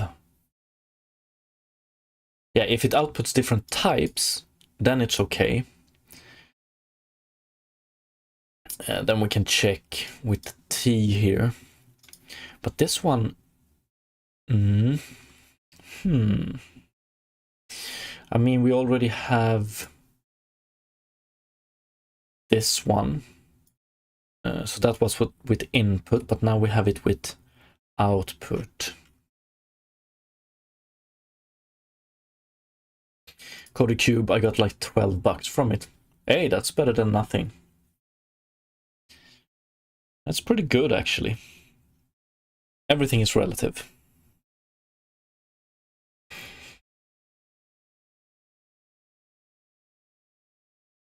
Yes.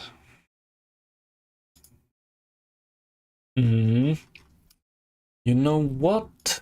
Yeah, we're gonna have to improve how we order the inputs and outputs.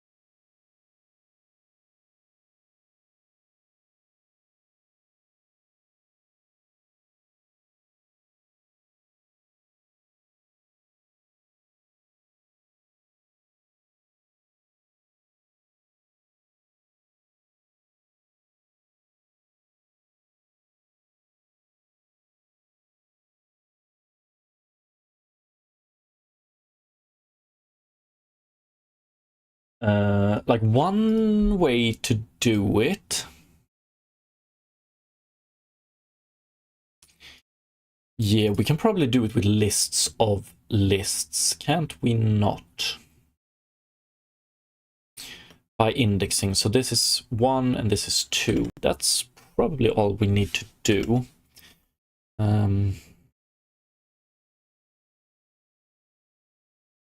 Make run time node work with multiple inputs of the same type.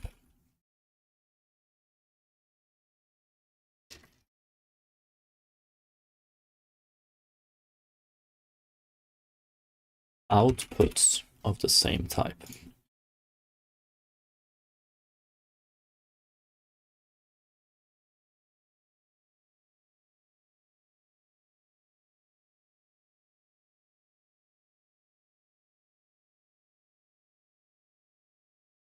I mean, a list of lists is probably the easiest way. And when we add input or add output, we just send in the index of it.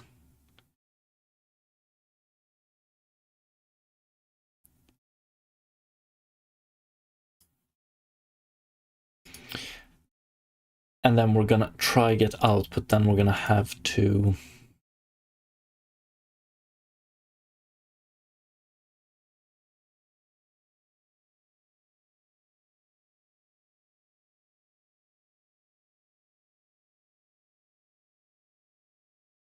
change the cache. Fuck me.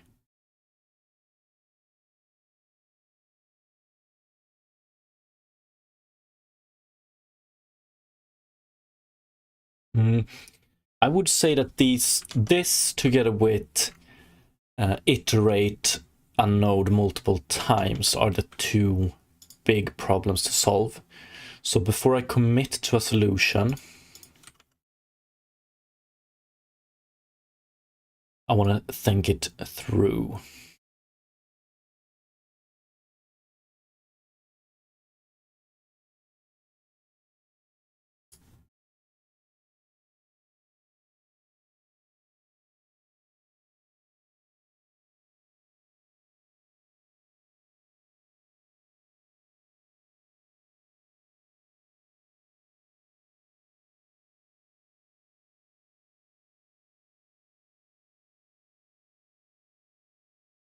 Oops.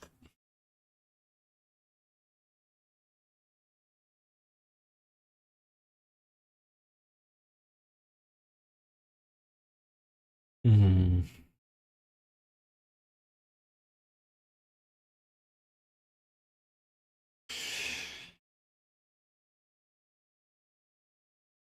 We can also... So right now we don't have a definition at runtime for our connections. At runtime, this one only has a reference to this node. Maybe we could define connections as well.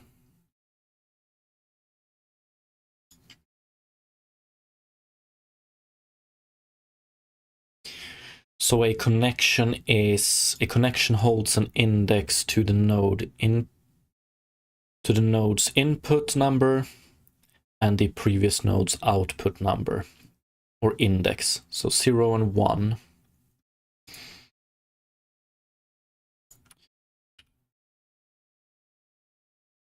So this one, for instance, here we would define a connection. End node index 0. Start node index 0, as opposed to end node index 0, start node index 1. Right?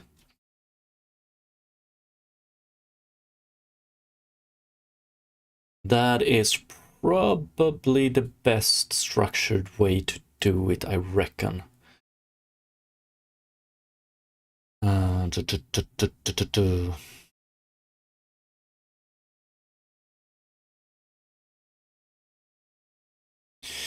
If we could be able to solve these tasks with the same implementation, that would be nice, because if we have connections, we might define how many times a connection is used. So if this one outputs 3 things, or if this one is being run 3 times, the connection has a variables that tells us that. Maybe.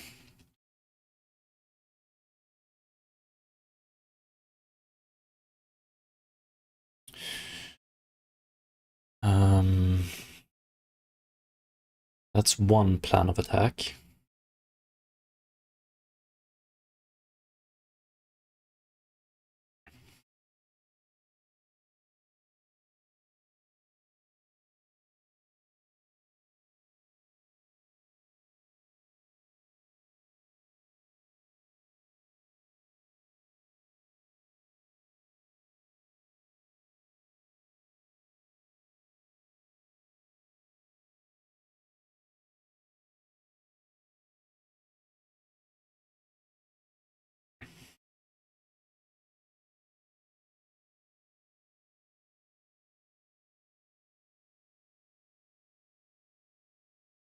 Yes, I think that's what we're gonna do. Yes. And this one holds a list of results. Yeah, maybe. Maybe that isn't too bad. And it's this one's job to ask for the result. So this one asks its connection for the result. The connection checks the cache.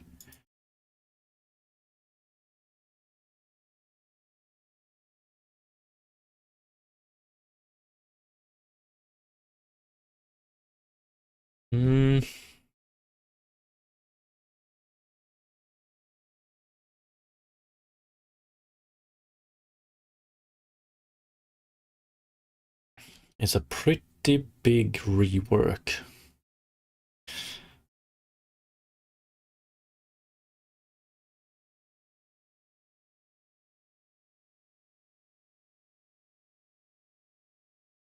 We only need to define this on the runtime side of things. Yeah. Code Q, by the way, kind of random, but I remember recently watching your cell shading video, and I think your editing style is awesome. Thank you, appreciate it. Yeah, the goal is to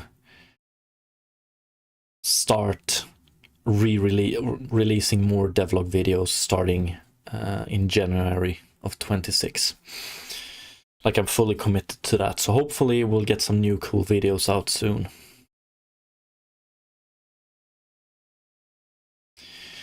Because as it looks now, I'm gonna get a little bit less time, streaming time next year, but a little bit more video editing time. Unfortunately, it's a zero-sum game.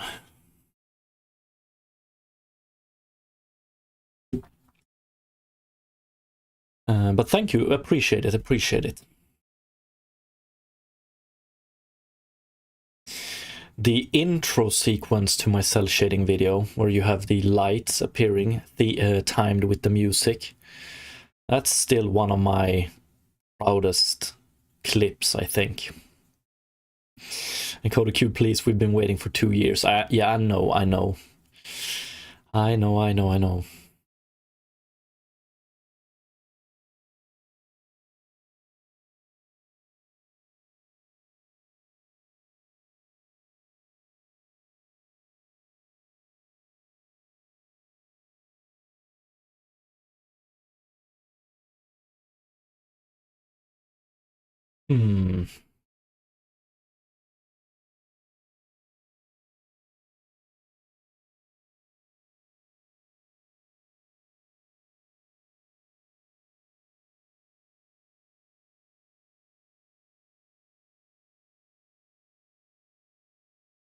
Okay, so one solution is to define connectors in the runtime version instead of having nodes connected directly to nodes.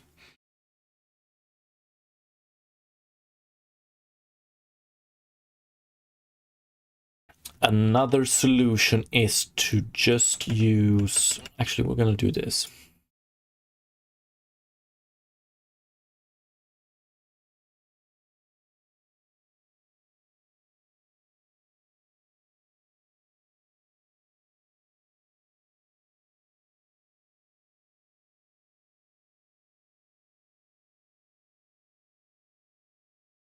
That's one solution. The other one, which I think I'm going to do first, because that one won't be too hard to implement it, is to just make this into lists of lists, I reckon.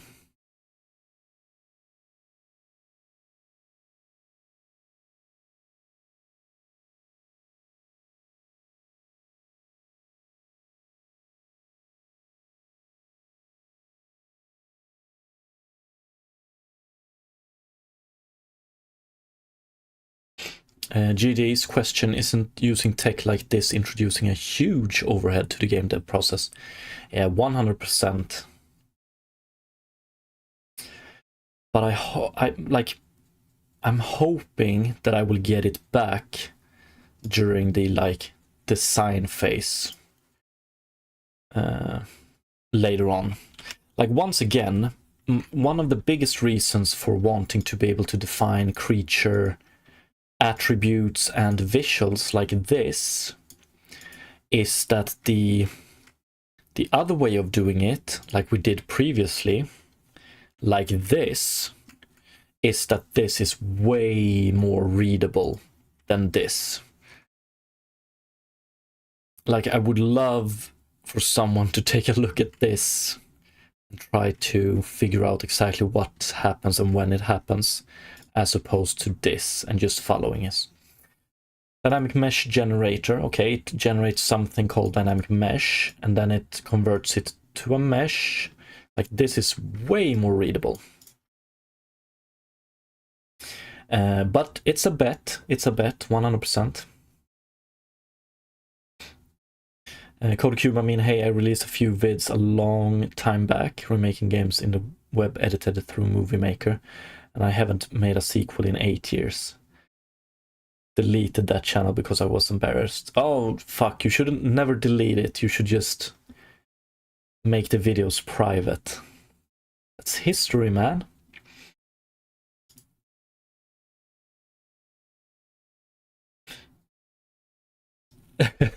Yeah, like nested lists in the Unity editor is like That sucks to work with.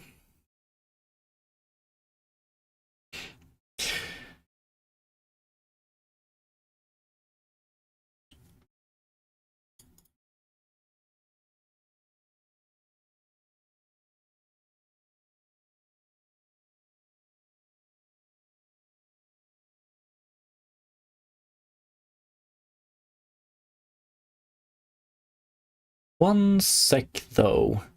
I've only had nodes that output one thing. Maybe we don't need to change that much outputs.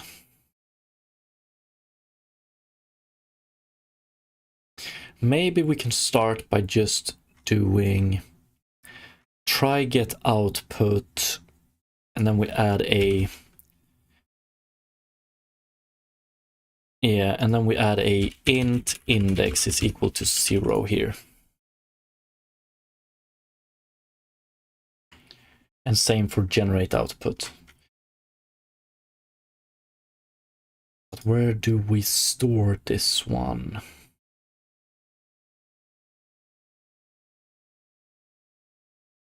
Yeah, and then when we add outputs, we add an int here as well, right?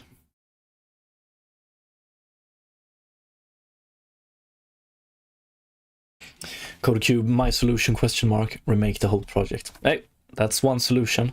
Maybe not the best one, but it's a solution.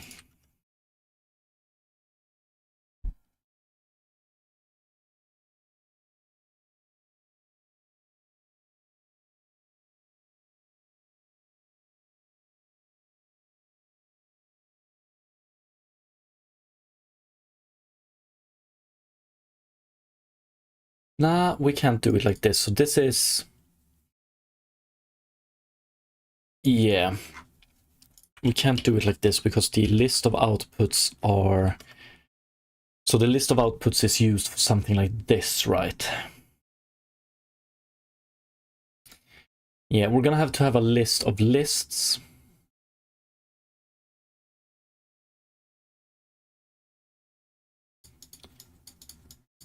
Or define it in a better way. List of lists. Yeah, let's start with lists of lists and then we can check converting it to connections later on, maybe.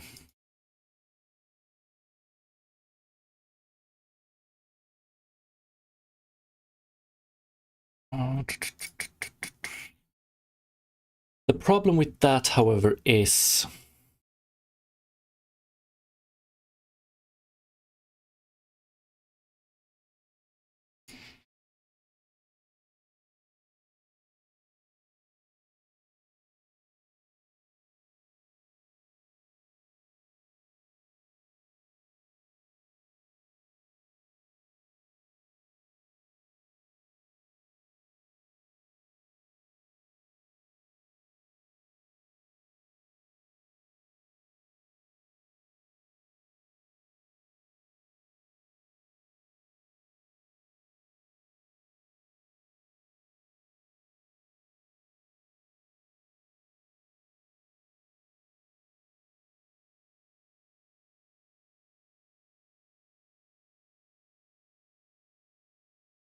yeah, so if we did it like that,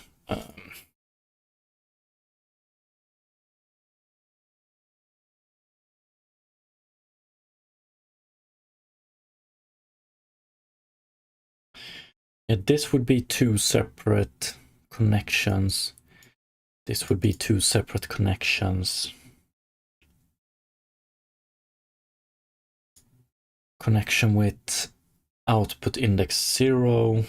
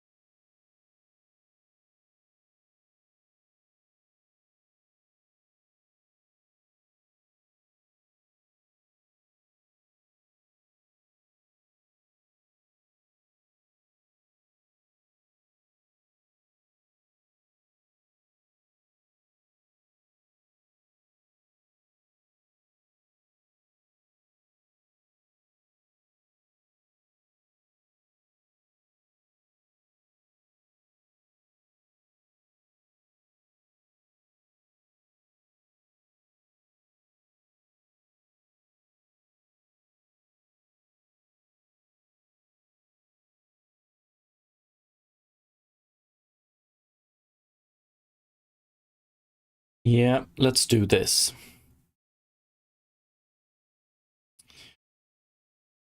I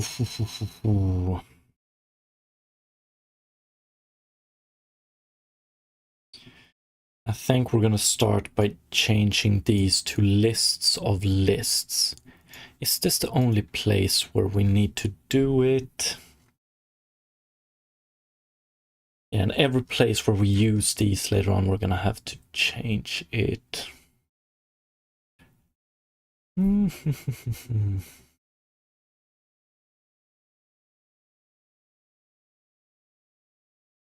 But how would one know?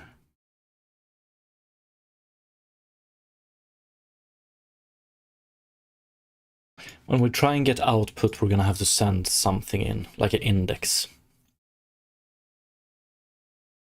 Unfortunately.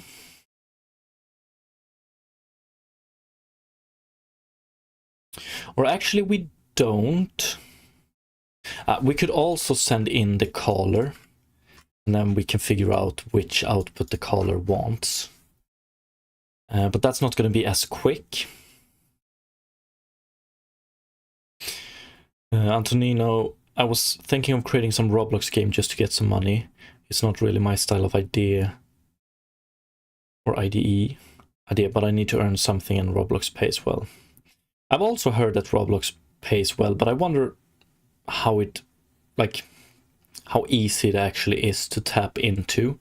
I wonder if it's like a OnlyFans kind of situation, you know, where you have a lot of creators, but like only the top 0.1% actually earns something noticeable.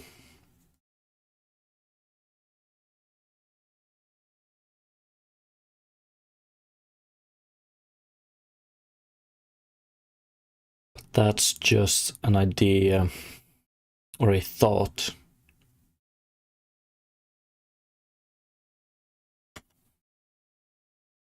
That's what I'm afraid of, at least.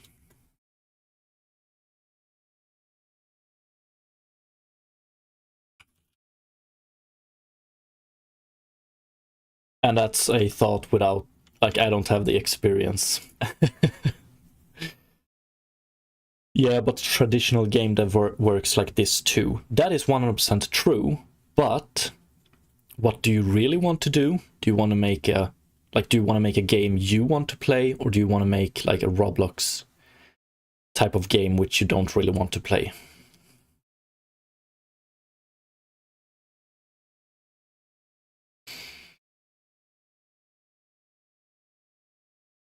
Like, I guess it's a question if you're only into it for the money, like only, then making a Roblox game is probably the way to go this time around. And I'm not saying that you can't make a Roblox game you can't be proud of, but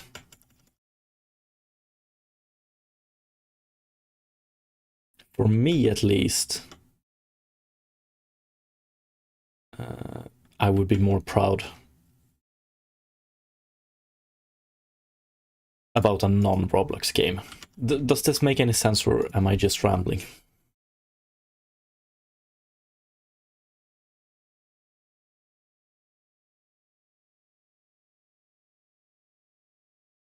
Code Roblox doesn't. You get Robux, which take 30% off the converting it to money. They take 50, so that's 80% of your money gone.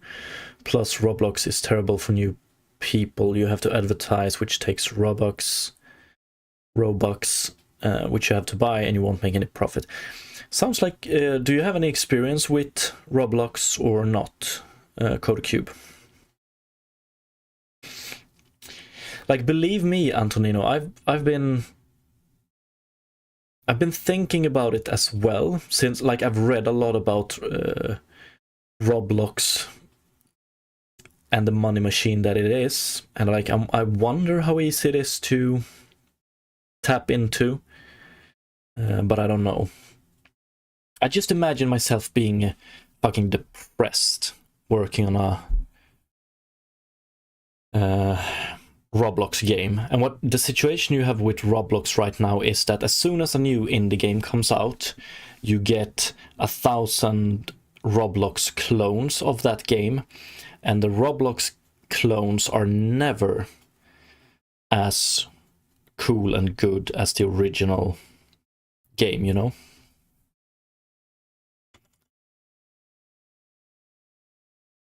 Just a lot of cheap knockoffs, but I don't know.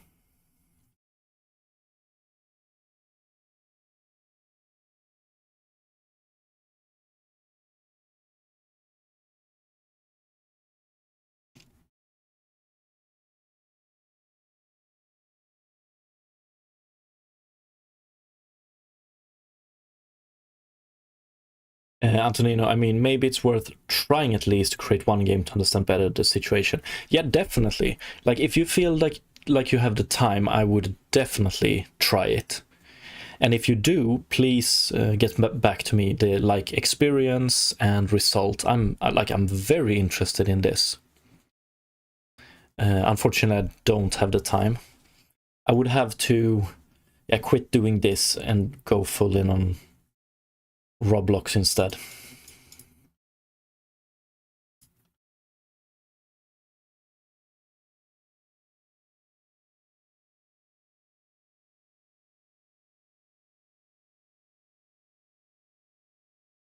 Cube plus Roblox has age verification, which means users can't chat unless they send picture of the Sims. Maybe. Maybe it will die out because of that. I will see.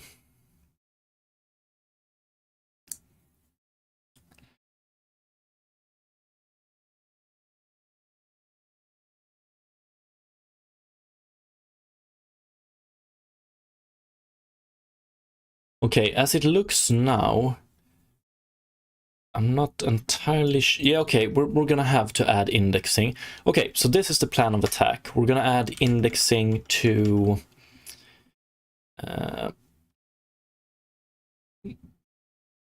let's see.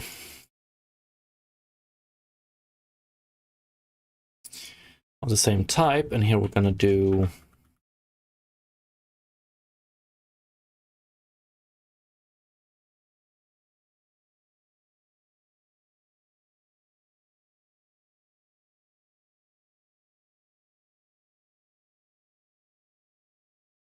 make into... let's see.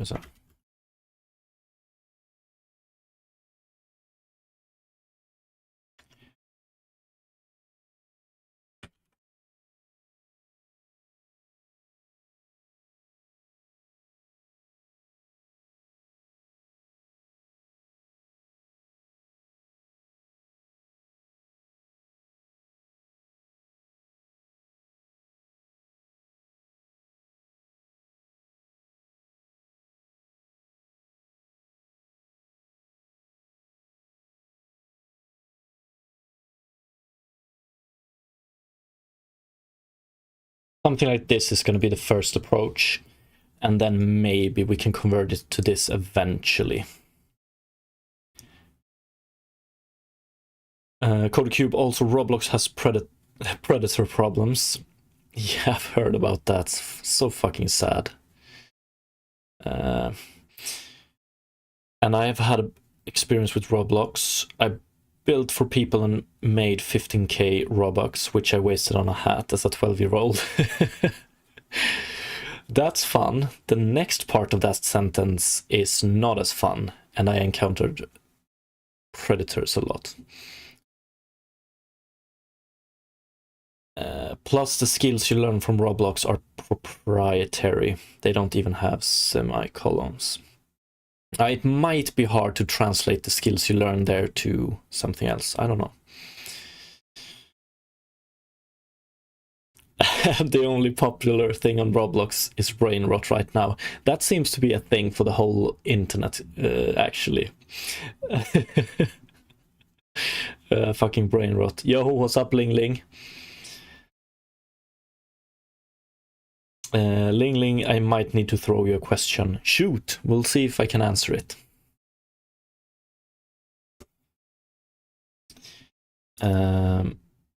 Okay, let's do this first then. So we're going to change these to list of lists. We're going to create them like this, and then we have this problem and this problem. Do we have something else? Yeah, here we have a problem as well. Is compatible with input, is compatible with output, can input, can output. The biggest problem here is that we're going to have to send in a index as well, but I think that's okay. Yeah, we're going to have to change all of the methods for this.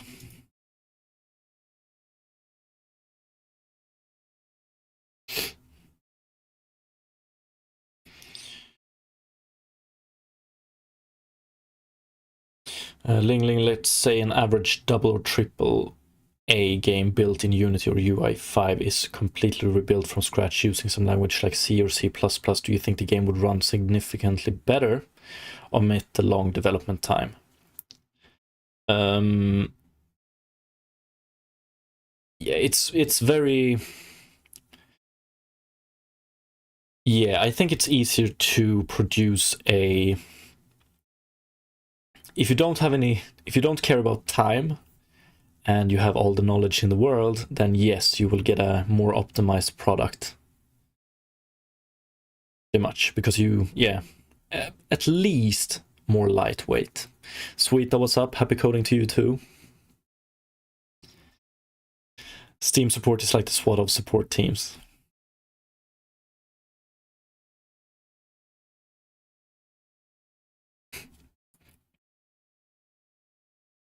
Fuck, I'm a little bit scared of how much I will fuck up now, but let's just dive into it.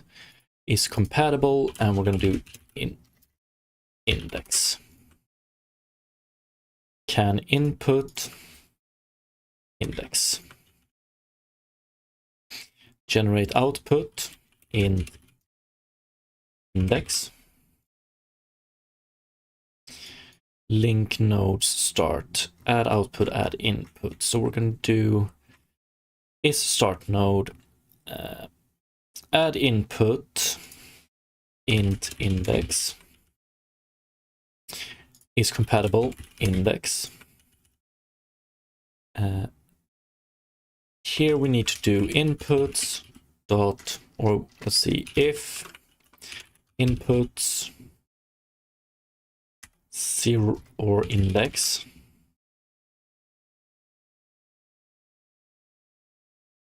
is equal to null.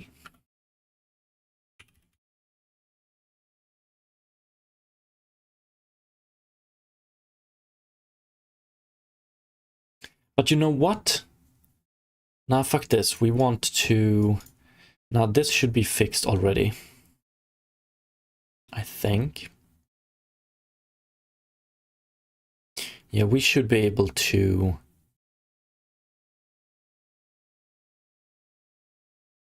Yeah, we want to be able to define this. Or when we instantiate them, they should be instantiated the correct way. So I'm thinking about doing...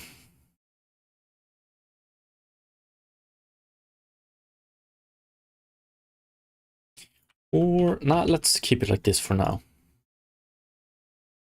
And then inputs, index, add, link, add output, int index, or just index.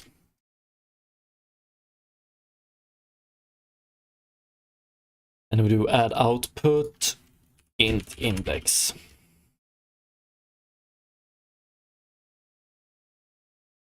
Is compatible index.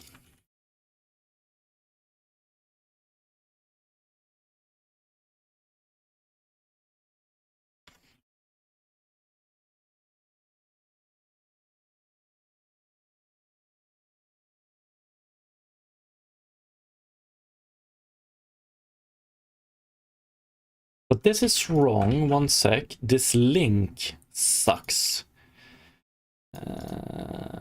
Probably.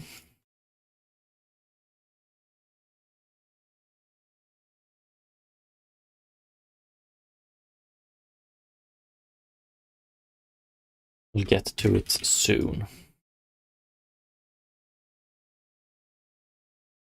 Or we just don't link, we can't link it like this probably, so we're gonna have to disable link here. Okay, let's see. Ling Ling, because I find it hard to believe that those open world games can't run a lot smoother if built more carefully, even within UE5 or Unity. Also, man, have you. So first of all, yeah, definitely. Like, you can do a lot of optimizations in UE5 and Unity, and like a lot of recently released games don't. Probably because of time, you know. And no, I haven't played Expedition 33, unfortunately. But I've heard very good things.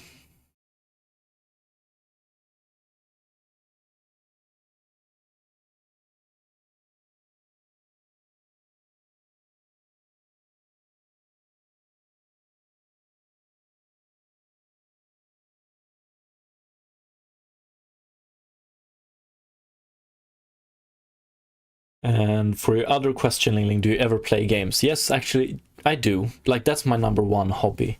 Unfortunately, I don't have that much time anymore to play it. I wake up 1 hour earlier each day, pretty much, just to be able to play a little bit. When I get longer periods of times, I usually play some very immersive games. I recently finished Red Dead Redemption 2 again, so I'm currently playing Fallout 4. Never played it before.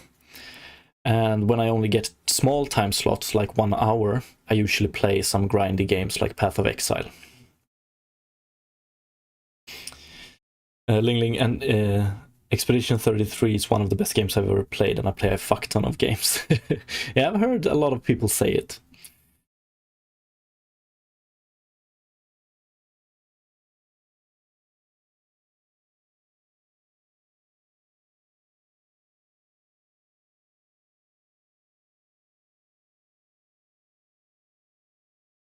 Try get output index.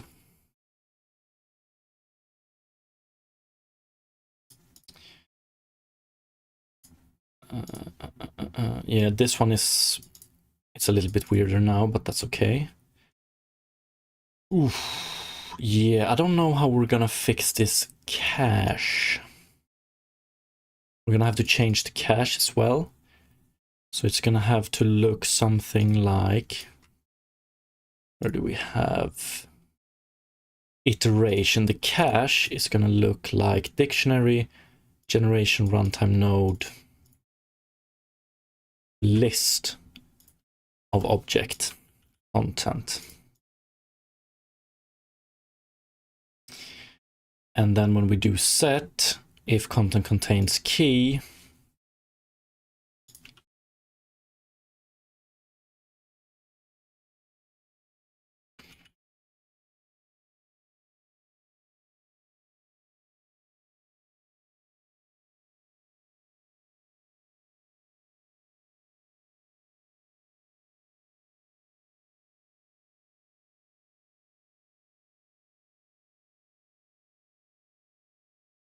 we're gonna have to do multiple checks here.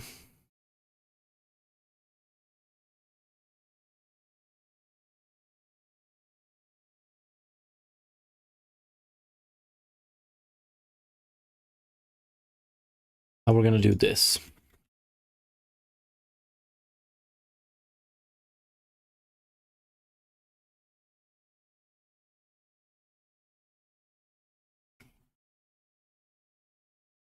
Ling Ling, E33 had the best prologue I've ever seen, the best music I've ever seen. The gameplay is fucking fun and the story is phenomenal. Can't gush enough about it. Ling Ling, is RDR2 good? I've had it for years. That, like, RDR2 is pretty much, for me, what E33 seems to be for you.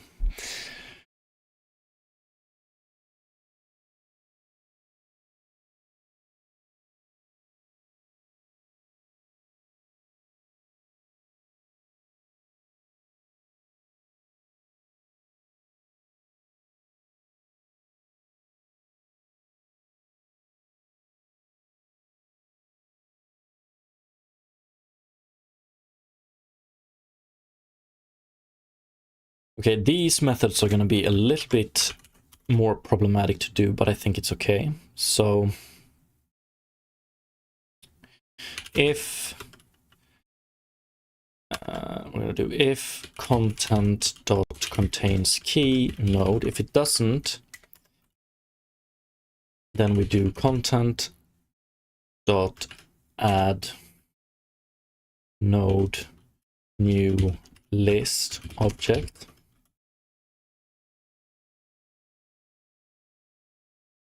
Right, and then we do if content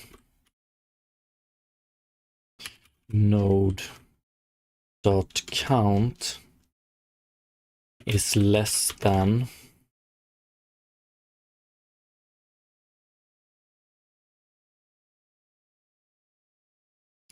ooh, this might suck actually.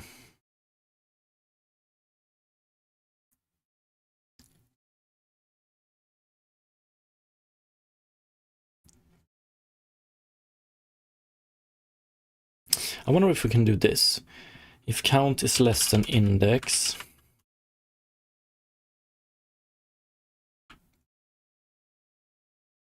or we can do it like this. If it's no, we want to do less than or equal to index. And I wonder if we can do content dot node dot set capacity, and we change capacity get set, okay, is equal to index plus 1. There we go. And then we check if, and we don't need to check anything else. Then we can do node index is equal to value, right? We check if we have added this node previously. If we haven't, we add it with a new list of object. And then we check the count of the list. If it's less or equal than index, then we set the capacity to index plus 1. And then we set content node index value.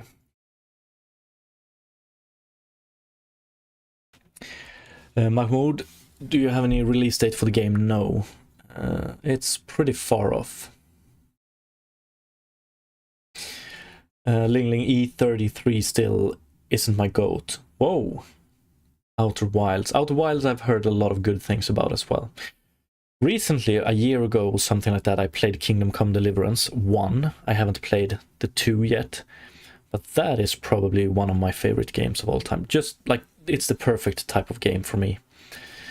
I played it on hardcore as well, like gritty, immersive, very nice.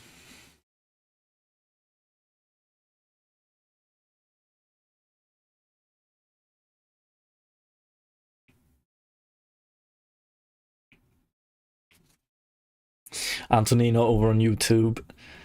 Outer Wilds, I have the official soundtrack in my ears right now. Damn, nice. I guess you recommend the game as well. Fuck, so many people have recommended it for me, to me. Maybe it's time soon. Okay, then if we try and get it, okay, we're gonna do this. We return false here, and we also return if content dot node count is less than or equal to index, return false.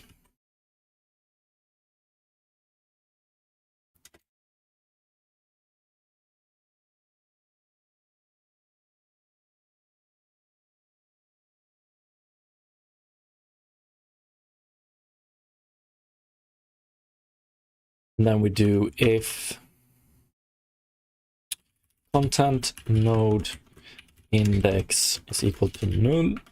Can we? Yeah, we should be able to. Then we return false. Otherwise, we do this. Okay, that's the cache implementation. try get output creature, and here we're gonna do 0.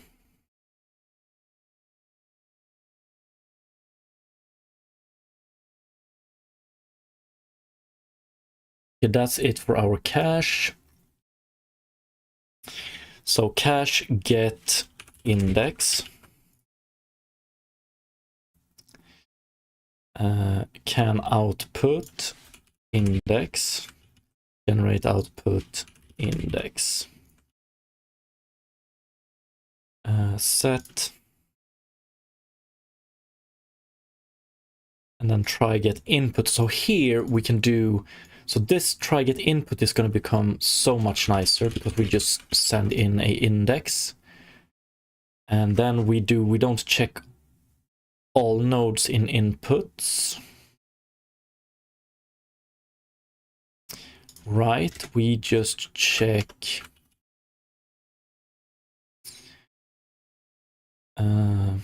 yeah, still want to check these two, I think, but I think we can replace this one with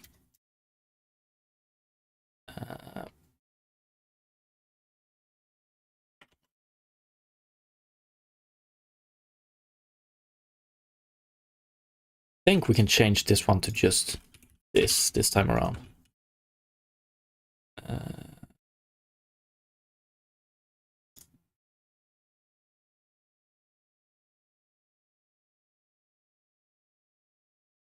I'm pretty sure.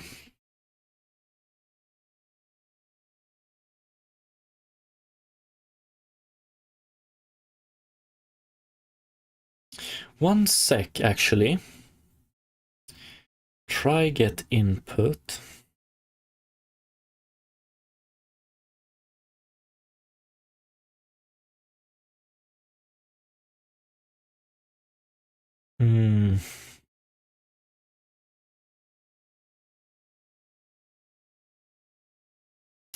That's not true. Fuck. Okay, this is a little bit more complicated. Try get input.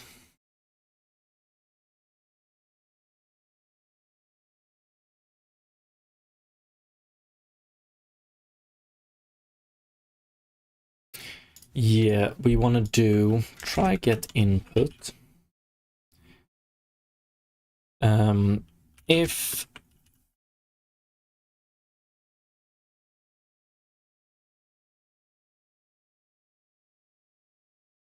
inputs dot count less than or equal to index, or maybe we can do this.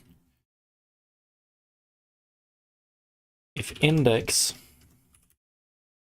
is less than inputs count,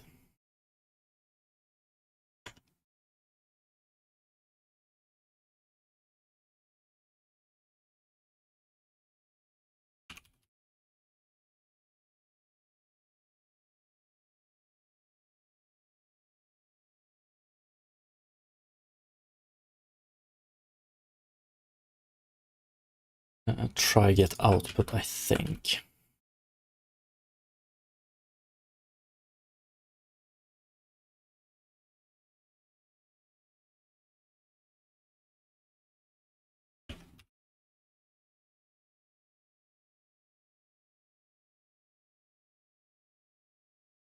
Yeah,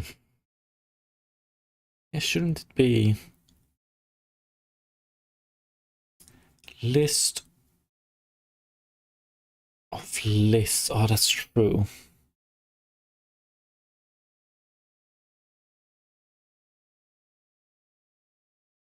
But inputs should always be... Yeah, you know what? I think we can fix this one. Let's see.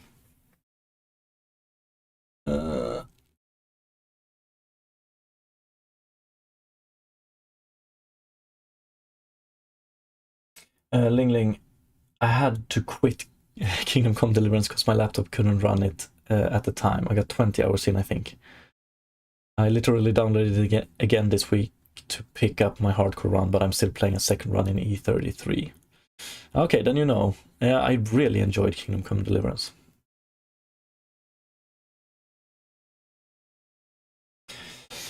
Oh, that's a good... uh, what is the word I'm looking for? One sec. Grade, I guess. Rating. When you play Outer Wilds, you go in as one person and come out another. And maybe I'm gonna have to pull the trigger soon. Okay, let's see. Try get input. I think input might actually just be... Maybe we can have inputs as one list. Yeah, there really exists no reason to be able to get multiple inputs, right? Nope, it doesn't. So inputs... Yeah, inputs we actually want as just like this.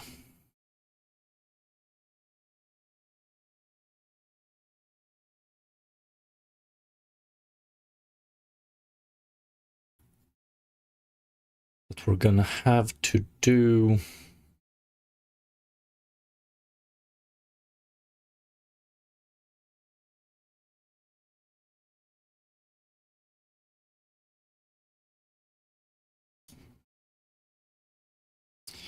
Yeah, we're gonna have to do this check.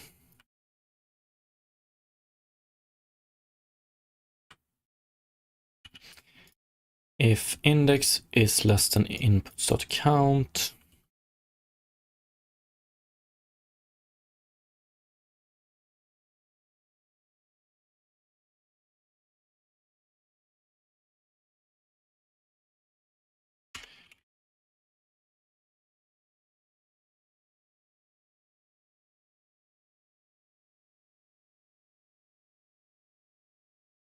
just do it like this, and then we do inputs index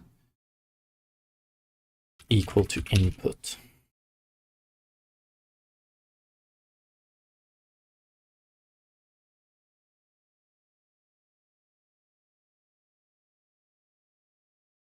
So try get input.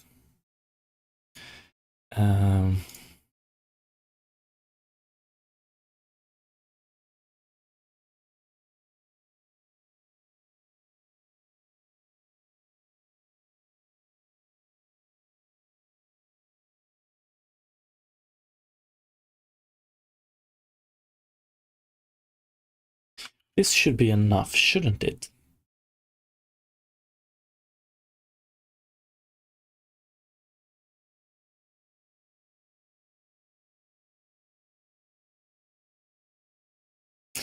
But this is not the same index. That's what sucks.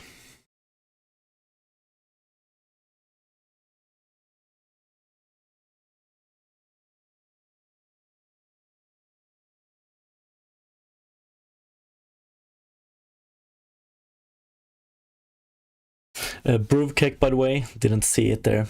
KCD, or Kingdom Come Deliverance, is one of the best games in its genre. I agree, 100%.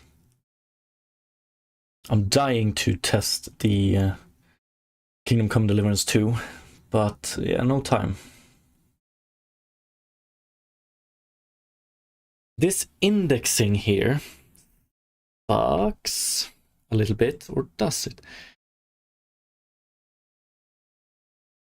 Like, this is not the index we want to get, right? You know what? Maybe it's time.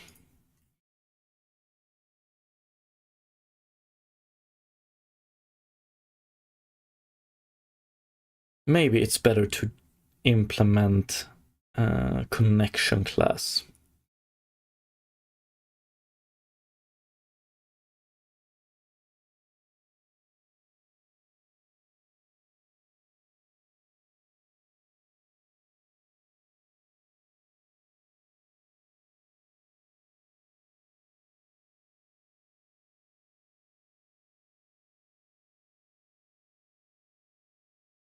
Yeah, that's 100% the better option. So I think we're going to commit to it, actually.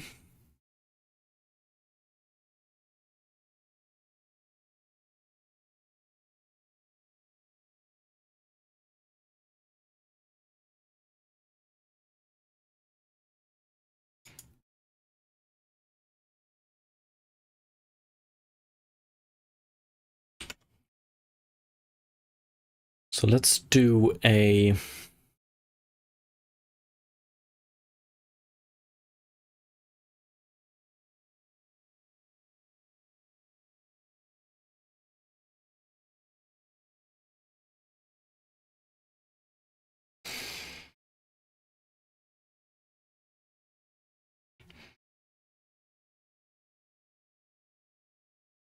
yeah, it's way cleaner. Scripting, we're gonna do a, I don't want to put it here, but okay. Generation runtime node connection.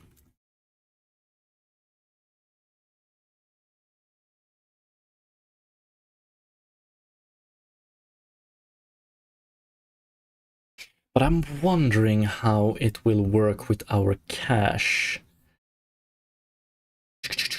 It's probably okay.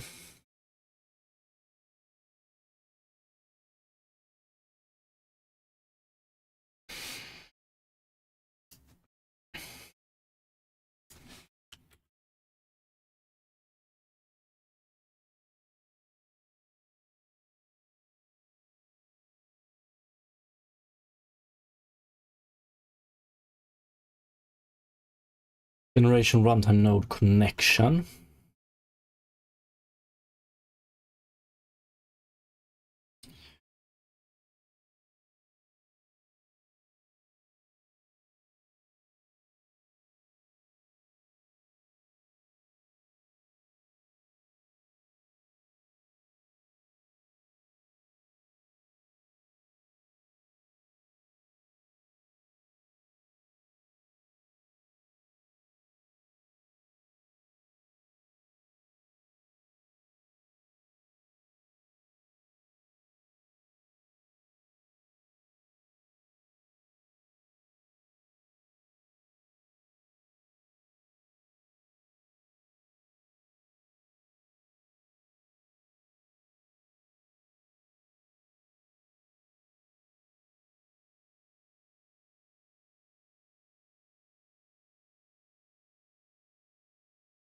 So let's add private. How do I want these to work?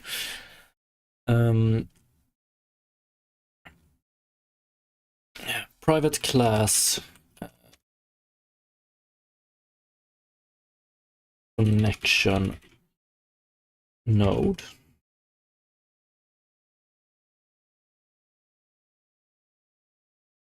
Or actually,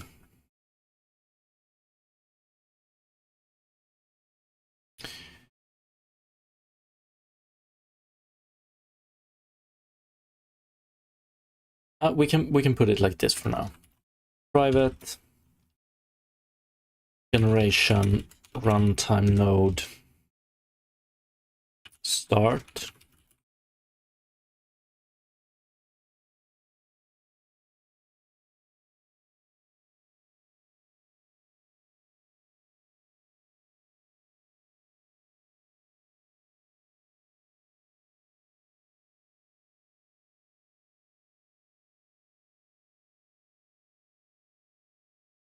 Something like this.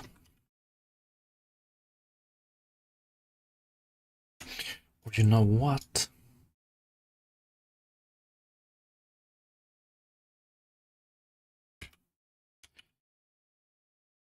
Let's leave this one and let's define this one here.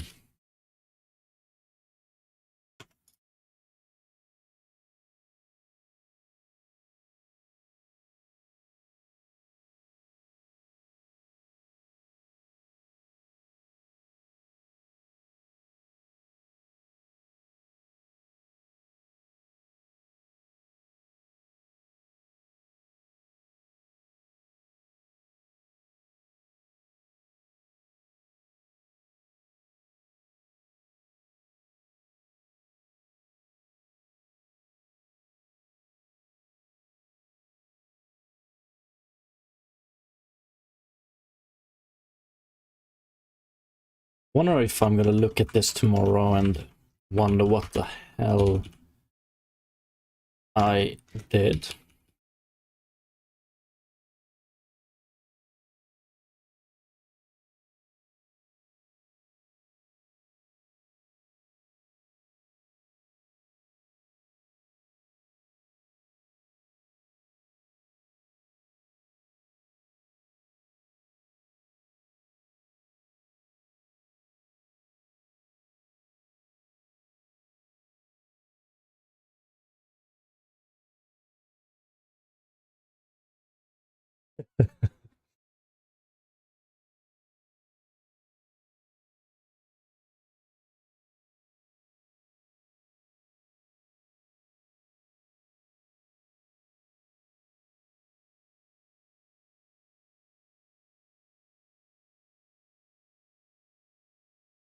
Yeah, I think this is the way to go. And then link nodes, we're gonna add connection. So instead of add input and add output, maybe, yeah, add input connection, add output connection. Yeah, this is way better.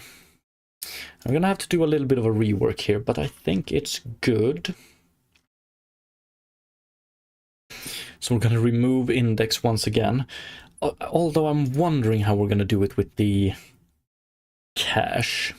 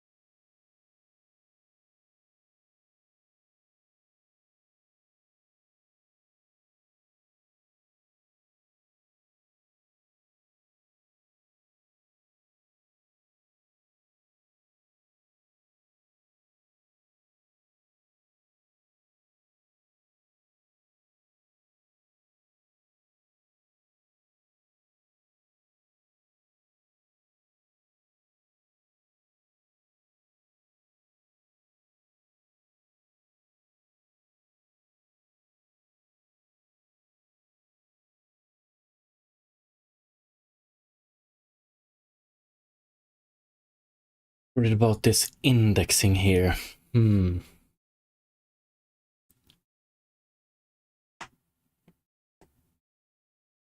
Nah, index, we're gonna leave it like this. I think this is good enough.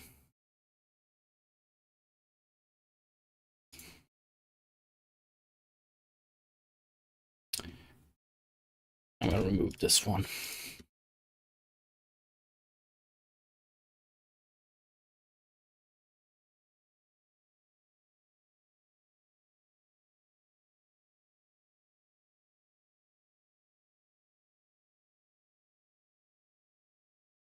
So we're gonna make these inputs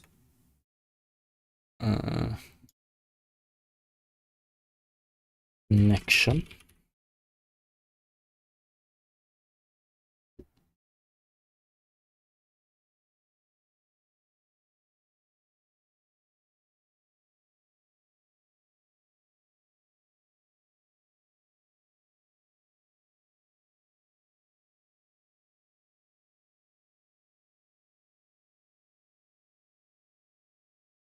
Is this stupid? I don't know.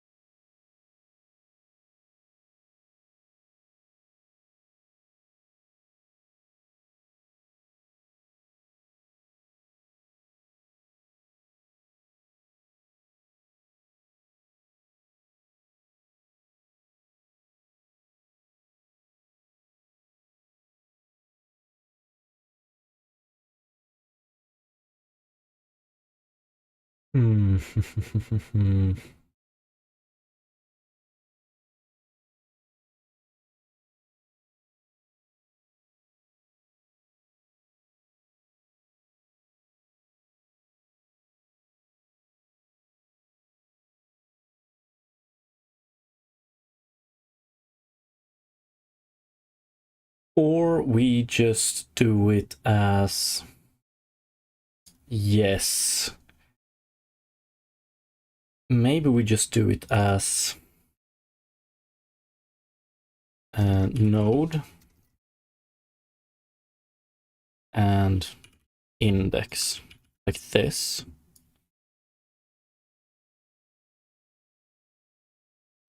And then we'll let this one decides if it's input or output, right? Yeah, I think so.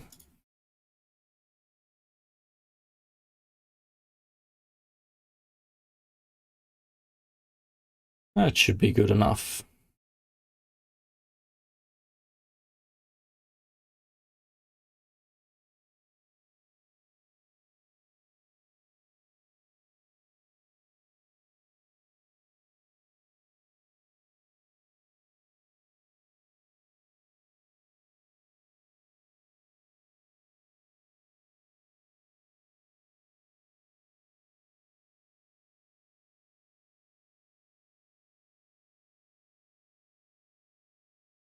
Damn, man, Antonino, I'm sorry to hear, by the way.